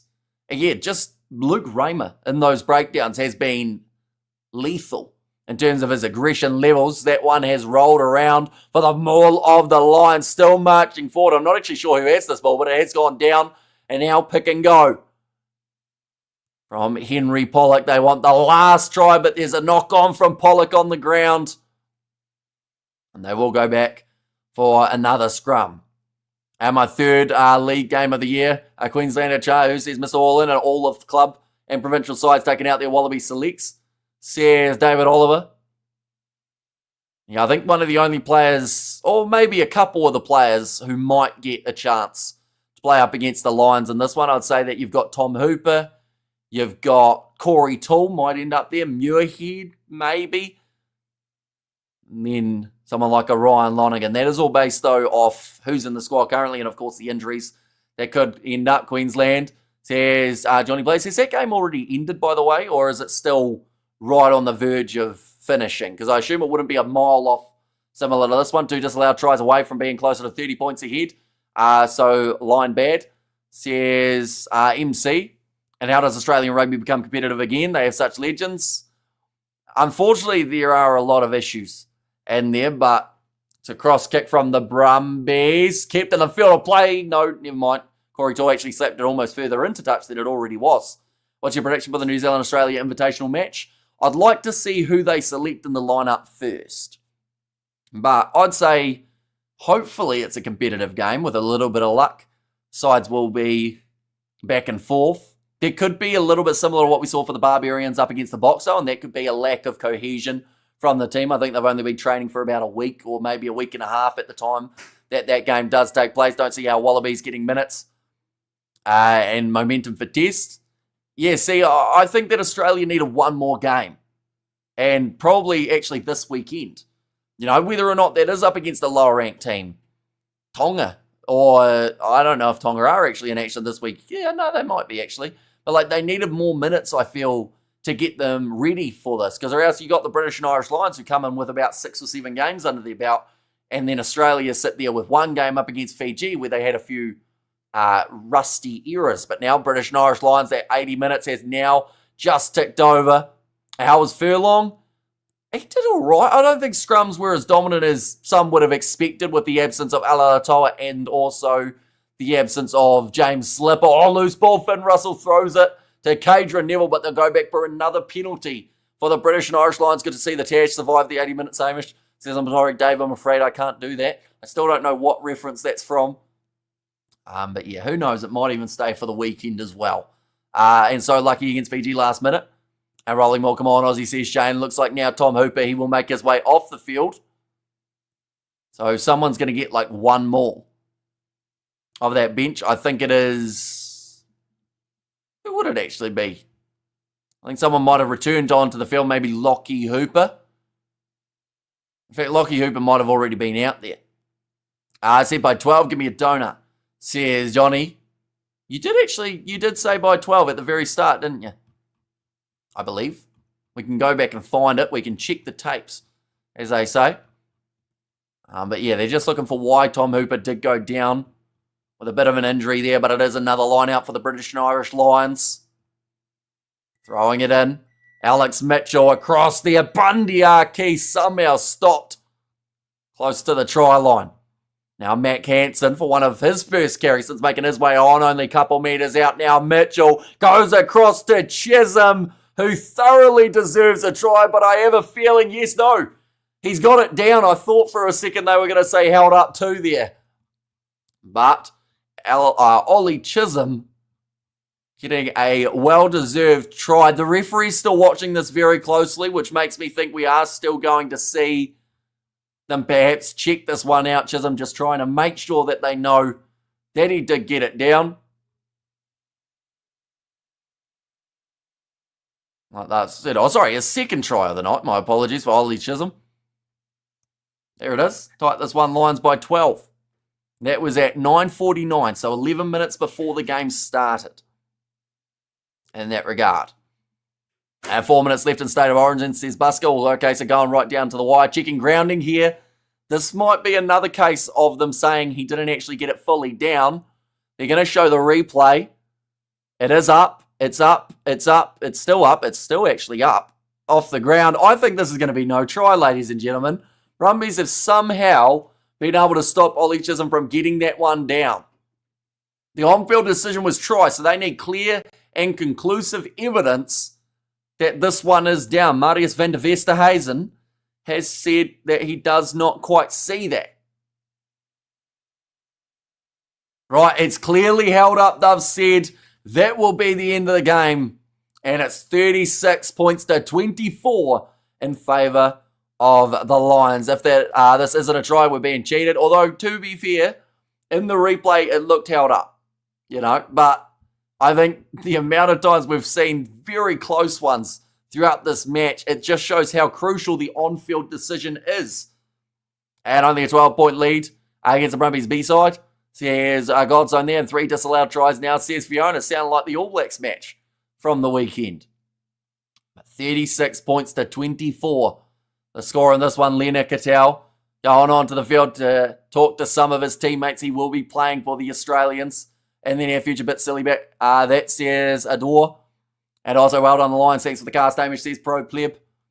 And the chat as well. But while we're at it, while we're right at the end of this game, we might as well have a look at those final moments of State of Origin, seeing as we didn't actually cover any of the series on the channel, but I believe they'll only have a couple minutes left, 3 failed groundings at this point.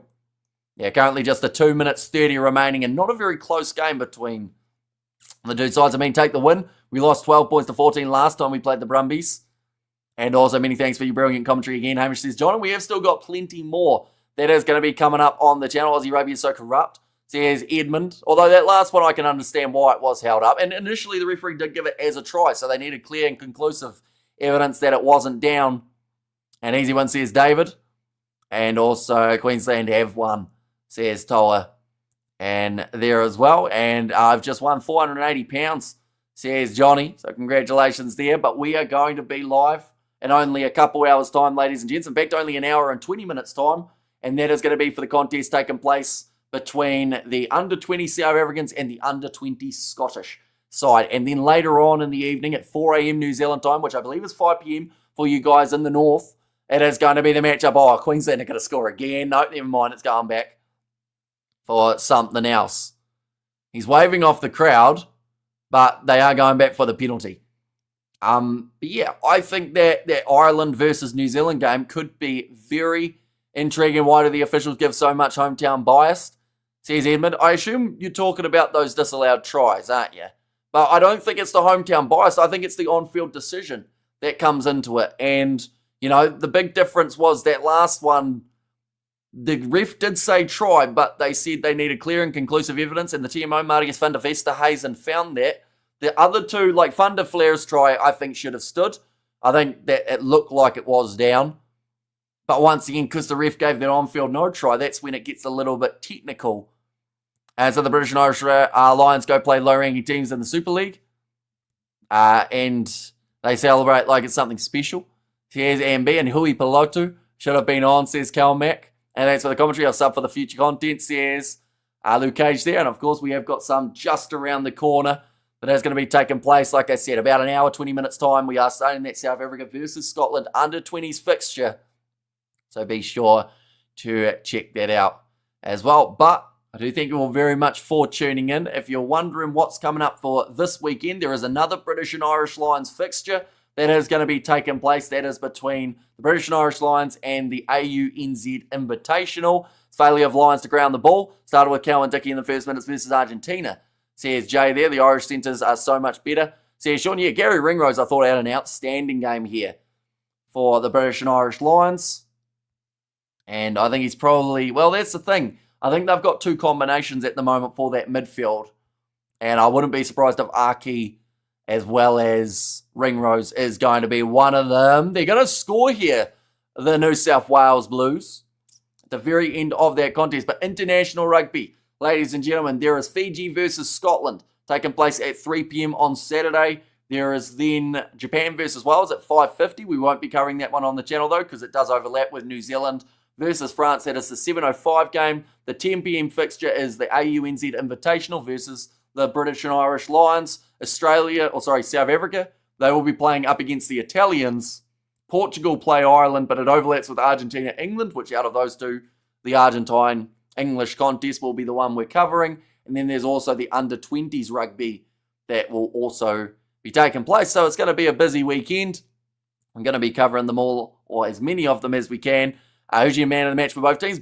I would say, the thing is, he came off the bench, but Luke Raymer definitely deserves a shout. But man of the match, with the exception of his goal kicking for the Brumbies, you'd probably give to Ryan Lonergan for what he was able to do for his side.